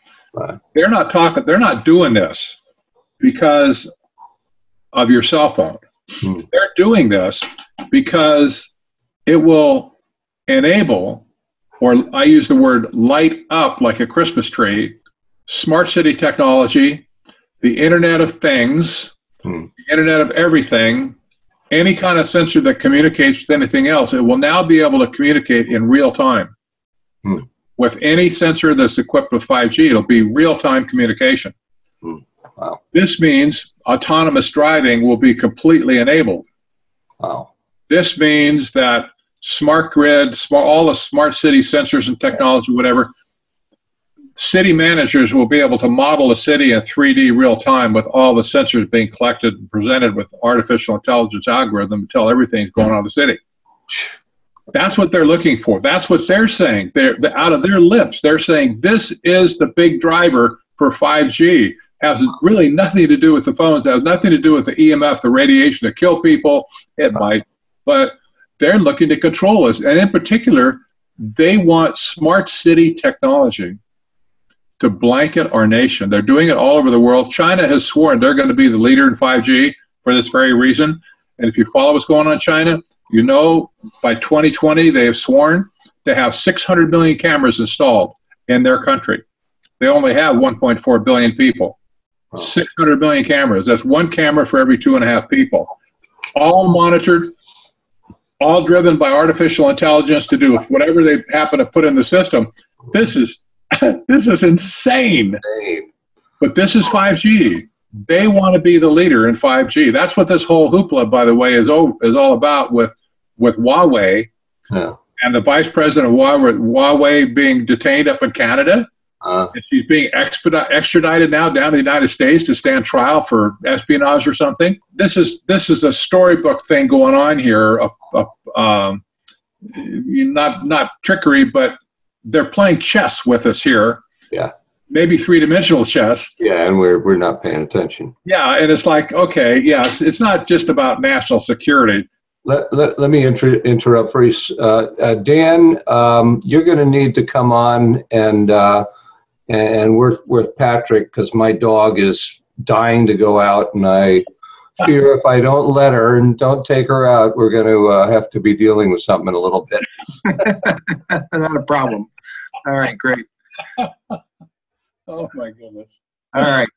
Coming in from the bullpen. Very good. All right. Well, then I will, let's see here.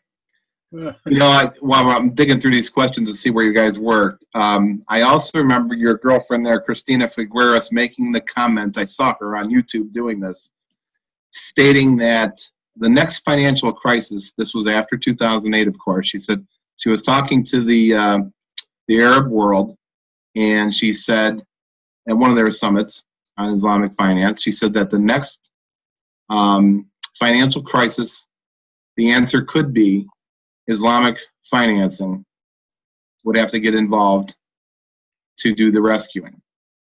And that's out there on YouTube. Just type in Christina Figueres and Islamic financing, and you'll find it.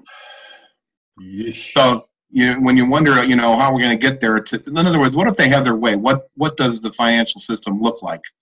I mean, do they have to get the Muslims on board first with Islamic financing now involved, and then there's got to be some sort of a catalyst or trigger event for all these currencies to go bye-bye? Is it war? I mean, what is it that what'll get them there? Yeah, I don't know what'll get them there, but I do know that I think the World Bank had these stats, but the Islamic world, the countries in the Mideast, they're among the highest non-banked nations in the world. That means they shun the banking system. They don't they don't have bank accounts. They operate with cash or whatever that might be.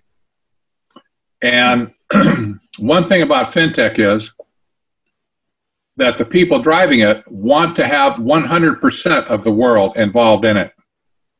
So in Africa, for instance, where it's just almost totally unbanked, they're just talking about simply about giving people a plastic card, registering them in the national global database, whatever, giving them a card and saying all your benefits will be given to you through this card.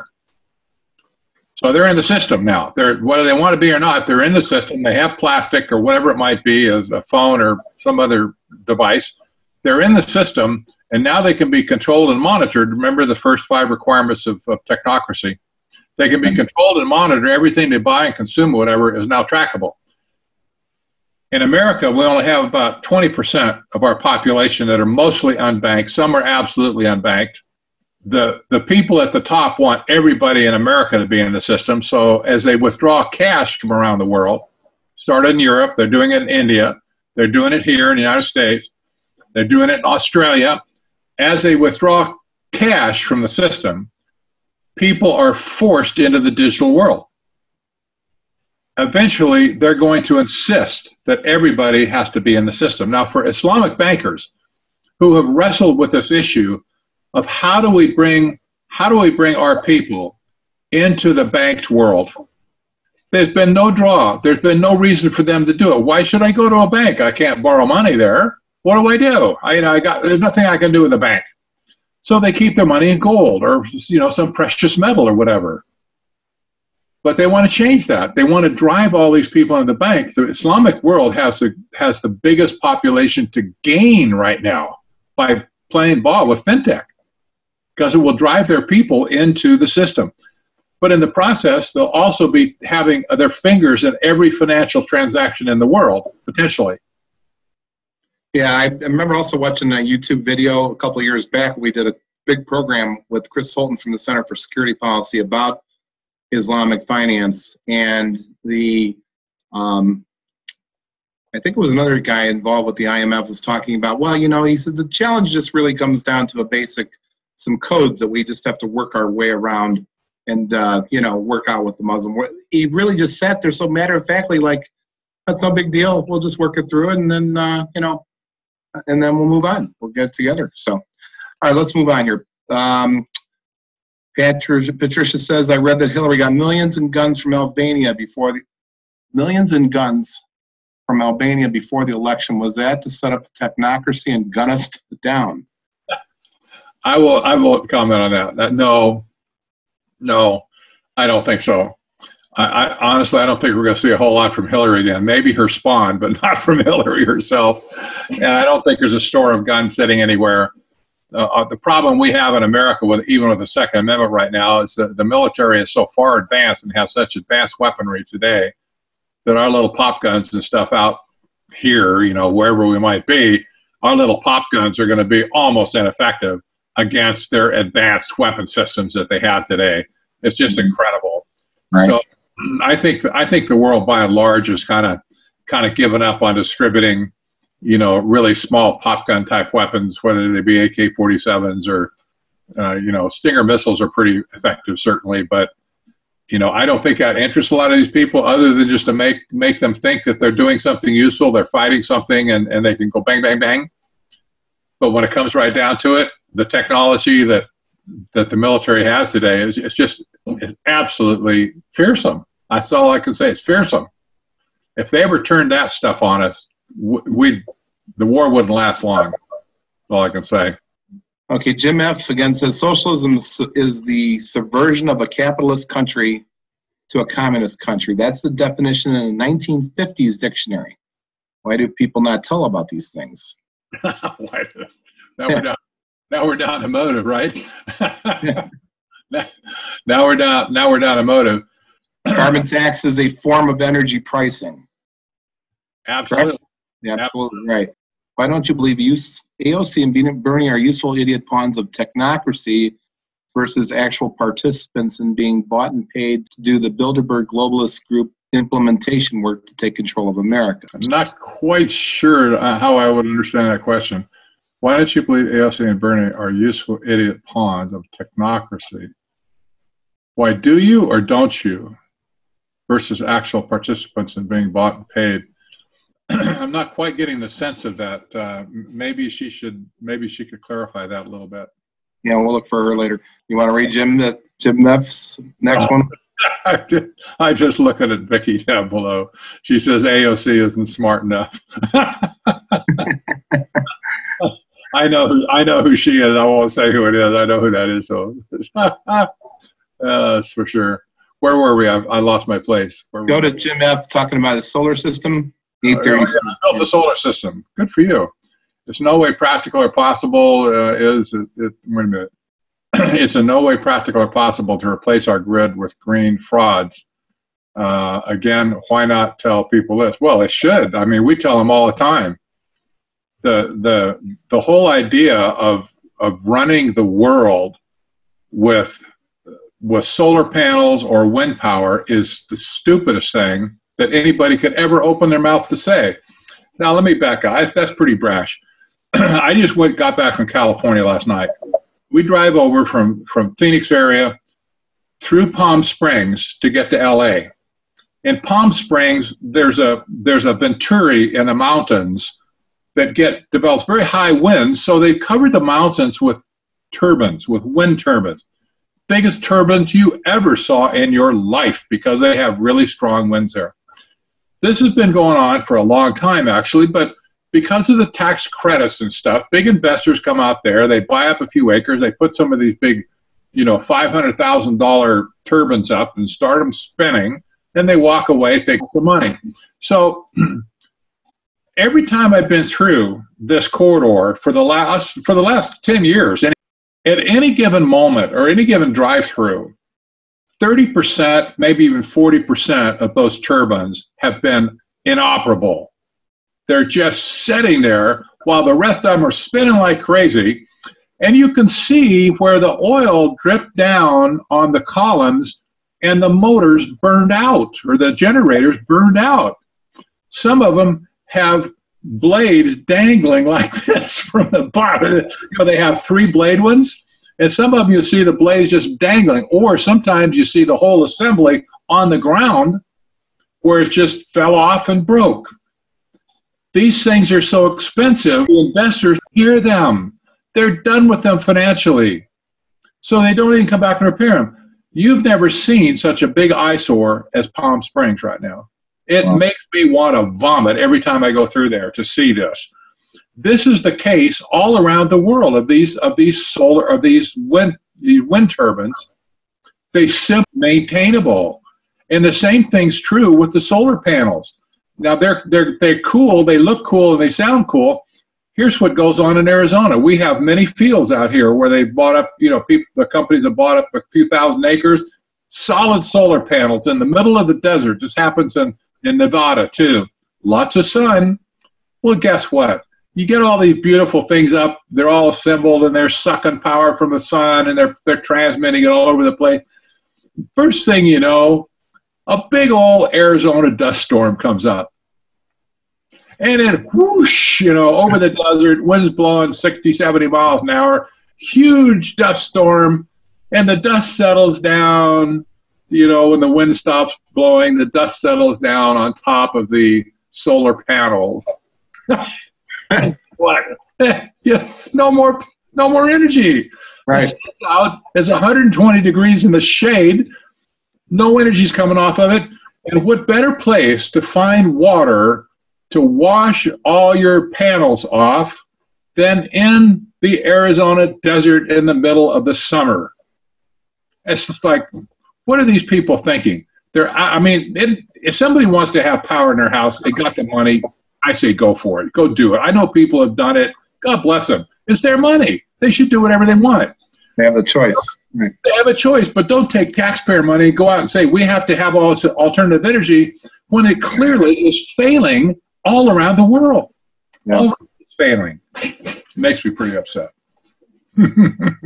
Let's look at this next one again from Jim, and then we have a real interesting one coming right up on the heels of that. Okay, so Jim says FinTech would have a social credit score like China is using, imposing Sharia law. Is there any way you could think we could stop it?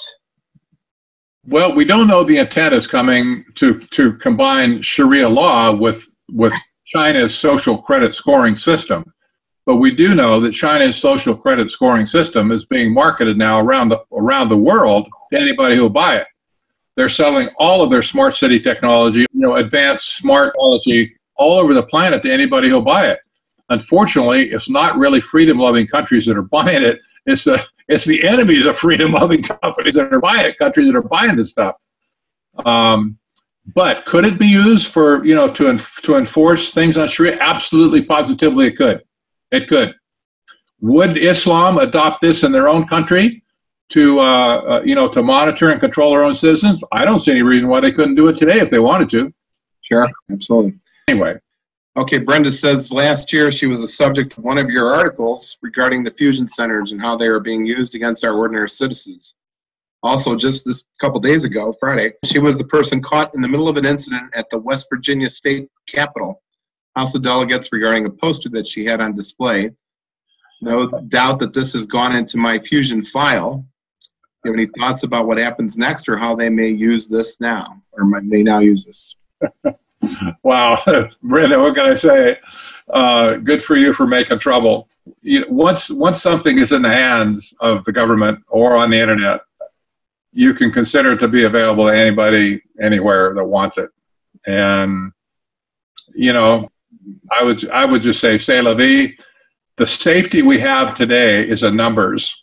The more of us that stand up and get in the middle of things like this, the less likely it is that they're going to be able to take one or two people out because the rest of the people will still be there squawking. So I say, if they know who you are, let them really know who you are. Give them the whole Monty, so to speak, and don't be afraid to do it. It sounds to me like you're doing really good in that area. Go get them. Yeah, she does. I'm going to bring Jim back in here. All right, Jim, you're there?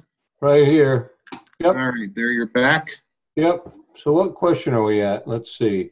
Are we going We down? worked our way down. We were just on Brenda Arthur's. Brenda. Brenda's talk about what happened with her at the DHS Fusion Center and this incident at West Virginia.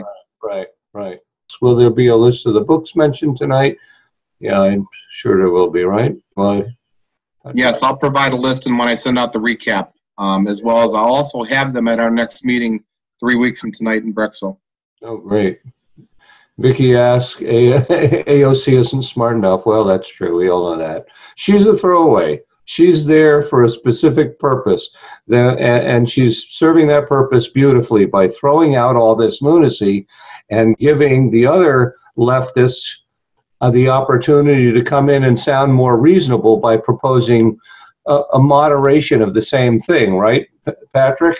Yeah. Well, the way thesis, antithesis, or antithesis were to throw out the big kahuna. Oh, that's not good enough? Well, how about little kahuna? Right. And the little kahuna was what you were looking for in the first place. Oh, boy, am I glad I didn't have to take the big kahuna here. Thank you for giving us a little kahuna instead. Right. Oh, we've seen it happen 1,000 times, Right. Yeah. So Don asks, USSR was very influential in the UN, used Alger Hiss to charter the UN, etc. Is Russia, why is this scrolling? Is Russia as influential in and interested in the UN as was the USSR? Well, I can answer that if you don't want to. Go ahead. Yeah, it's every bit as influential as it ever was. The UN was created as a foreign policy tool specifically for the USSR, as designed by the communist traitor Alger Hiss and the other people on the UN Charter Committee, including giving the USSR 3 votes to America's 1 and convincing FDR that that was okay. Every leader of the UN has been either a socialist or a communist up until the USSR supposedly fell apart, and then it's been more mixed, but every single UN leader has been a hard leftist. And they all work at the behest of the Soviets and the communist Chinese. I mean, it's a communist program at its heart. Gro Harlem Brundtland was the socialist minister of prime minister of Norway. They're all in on that whole thing. So let's see. Oh, that's a good point. So yeah, and solar and wind really are very of limited utility anyway, right? Totally. Yeah. Patricia asks, Arizona nuclear plant in the desert gets water from treated sewage from Phoenix. Okay, well, all right, that's a statement. Almost none in the winter, yep. In Cincinnati, solar gets little power. Virtus, would ancestry DNA be considered part of technocracy? Absolutely. Yeah. Let me underscore. I can't. I didn't say this yet. We used to say back in the 70s, follow the money, follow the power, and that still has some validity today, obviously. Yeah. But with technocracy, it's like this: follow the data, follow the power. Data is power, just as money is power to those in the capitalist system. But technocrats can never, ever get enough data. And the data of life, your DNA, is the most intimate, personal, and most granular piece of data that they can get a hold of. And they're just, what can I say? They lust after data. They hoard data. Yeah. Yeah. Well, the other part is, and you probably know about this, I don't know what I've missed while I was out walking the dog, but the UN also has that personal, they're trying to get the United States, the Department of Education, the State Departments of Education, all behind their effort to profile every student digitally in the United States. And there's actually, according to somebody who knows a lot more about it than I, there's there's a financial incentive. Like if you invest in this program for your state, it actually gives you money. It returns money to your pocket as though you were investing in the stock market. Right. I don't know much more about that. Maybe you do. Let's see. Oh, did Kenneth ask what members of the current U.S. Congress support sustainable development and technocracy? Did he ask that question? No, no, and I would say almost all of them. Yeah, a lot. They don't know. They don't understand the word technocracy. Fine. But nor do they really understand the essence of sustainable development either. Yeah. But these are the people who are voting for all the technocrat sustainable development policies that get implemented in America. And we're riddled with it. Let's face it. We've had appointees. We've had our senators and congressmen who should know better about some of this stuff. We pay them to be intelligent, to stay up with the latest developments. But at this point, they just don't get it. They don't see what they're doing with their, with our money. Right. Yeah. No. Right. Yeah. Yeah. It really.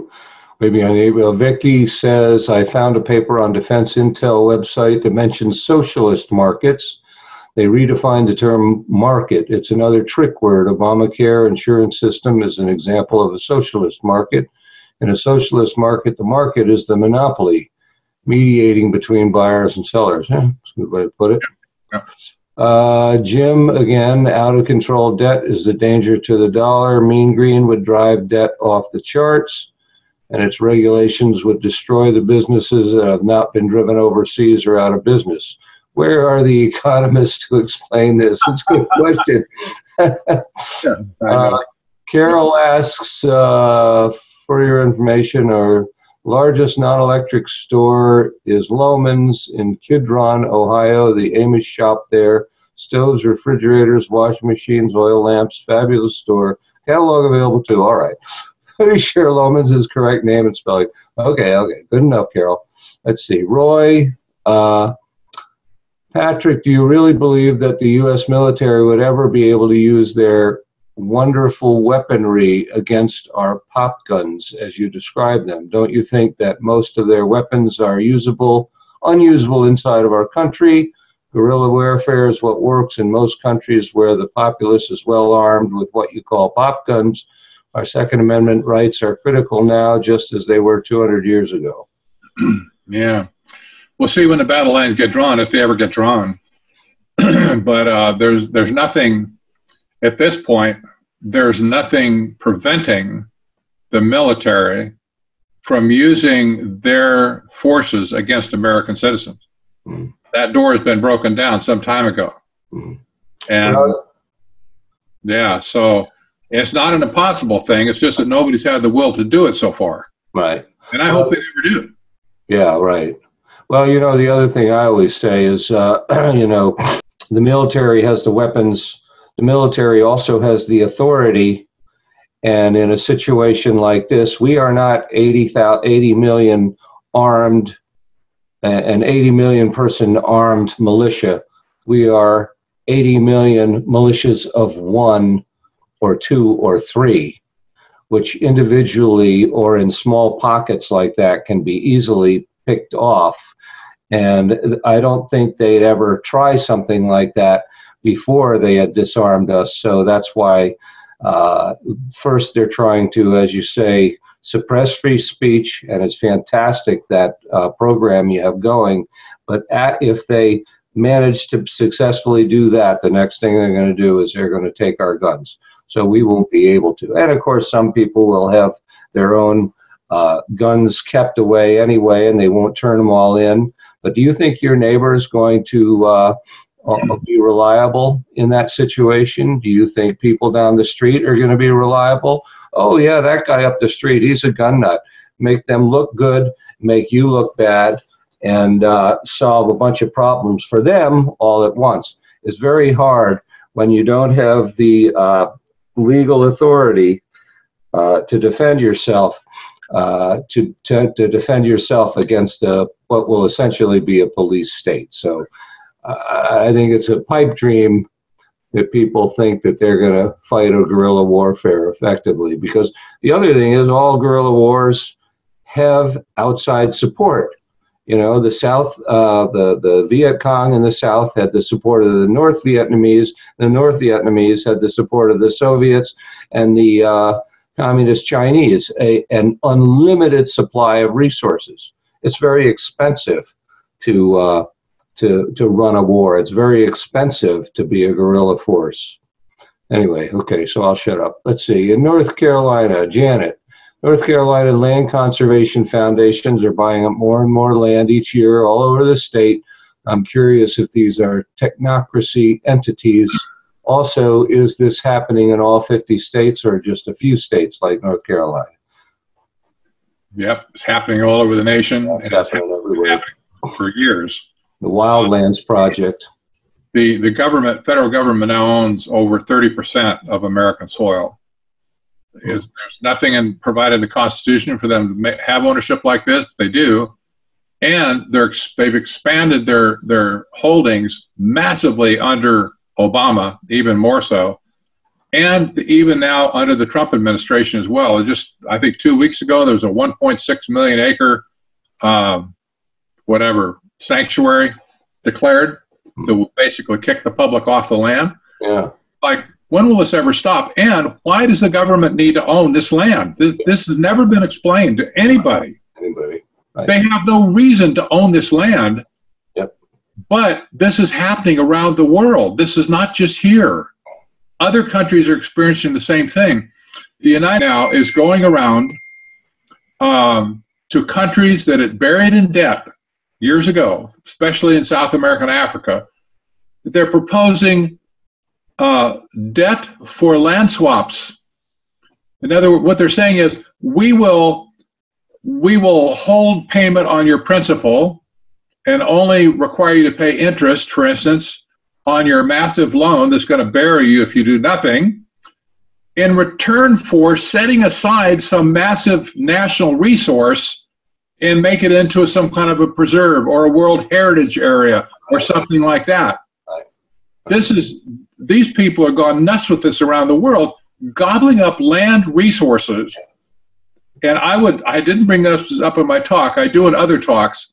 The underlying goal of the Trilateral Commission, from day one when David Rockefeller teamed up with Zbigniew Brzezinski to start the Trilateral Commission, the goal of the Trilateral Commission on behalf of the global elite that comprised was to capture the resources of the world for themselves.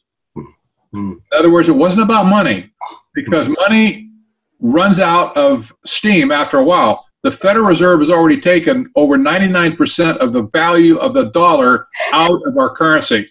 There's not that much more that could be taken before the whole system collapsed. They knew that back in the 70s, that this had to be the end of it, or the natural outcome.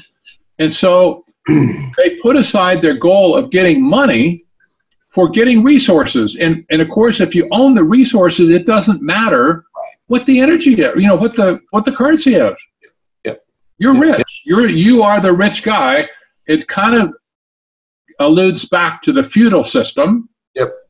Where all the barons, the land barons, owned the land and the resources, and all the people had to basically squat on some little corner of their property and hope they don't get killed off or thrown off or whatever. And they had to give the landlords 90% of everything they made.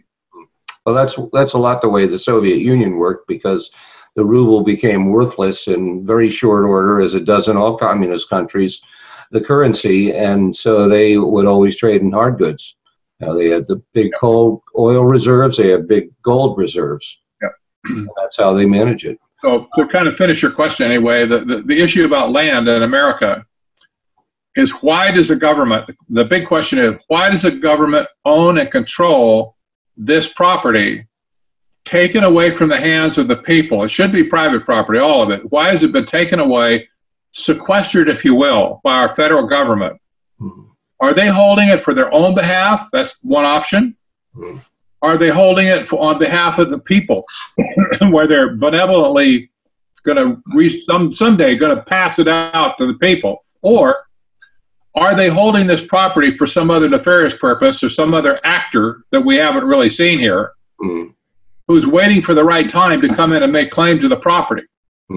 I don't know. I can't answer that question definitively. Yeah. There's no good answer. Well, I do know that they have the Wildlands Project in the UN. Yes. You know, the goal is to return huge swaths of the United States into wild country that's uninhabited by man, but that's really just the excuse to push everybody into the smart growth, smart grid, you know, walkable communities and all that crap, which is just another method of control. Yep. It's another mechanism of control. Vicky D says, I think NATO is operating in the U.S. via Northern Command. I hope I'm wrong, but I don't think I am. I don't know about that. Jim says the military is divided in left and right like everything. That's true. The deep state would use them against us if they could. Many don't understand the oath of office. Are you involved in talking about this? Are you involved in talking about that? I'll say... Yeah, organizations like Oath Keepers and stuff have done a great job about, you know, making people remember the oath that you took. Yeah. Well, I'll say one thing about it. A big reason that Obama wanted to effeminate the military with gay rights activists, people like that, is not because he was concerned about their civil rights, but because he knew that as a class, that group would be much more willing to side with them if they ever came to using the military in the United States than were, you know, conservative, the typical conservative military family, which would probably fight against them. Yep. So, I mean, let's see. Vicky says for technocracy to work, they have to control all resources. They can't allow independence and use of resources because that would be black market. Okay. Under communism, the government owns everything, the people own nothing. Is that fair? No, of course not. And then anonymous attendee. Here's the big question: how can we stop this? I like that one. That's a good question to end on. It gives me whoever asked that question gives me the perfect opportunity to make this point. Our national government cannot possibly save where we are, where we live, where the cities, the towns, whatever we live, or the countryside that we live in. Our state house cannot save our communities either, because in many cases they're the reason we are in the shape that we're in with Agenda 21 policies and stuff. Yeah. The only possible way that America can restore the very fabric of this nation is to restore its cities and towns, and that requires local action. That means people need to get up and start going to city council meetings, going to education board meetings, going to water board meetings, etc., finding out what these people are talking about and challenging them, first off, not being just obnoxious, but challenging their ideas and saying, do you realize what you're doing here? And if so, please justify it for me. So and we need to get a seat at the table. I had one of my director of training said that she was challenged by a liberal a couple years ago who said, if you don't have a seat at the table, you're what's for dinner. Yeah, that's right. What better way to say it? Right. So complain. If you don't like what's going on in your community, don't complain to Fox News on your TV. Yeah. Don't complain to the guy at the bar, okay, as you're sitting next to. Get up and get out and go do something in your community to make a difference in your community. You have the ideas, you have the moral high ground, you have the responsibility to go out and tell other people what's right. And somebody needs to stand up and just say what's right. This madness this is crazy stuff. Yeah. You know, like the one lady earlier that said she got in trouble with the fusion center. She's probably on file. Yeah, she probably is. But you know what? Troublemaker. Our founders of our country that went out that's right, to give their lives, that fought for our freedom. Yeah. They didn't sit there and whip out. Right. Thinking, it can't be done, or I'm too busy with my whatever, building my hog pen or whatever. Right.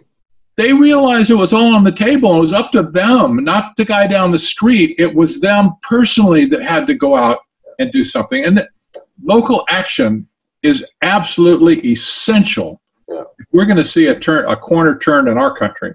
Yeah. Tell us again that website for the First Amendment.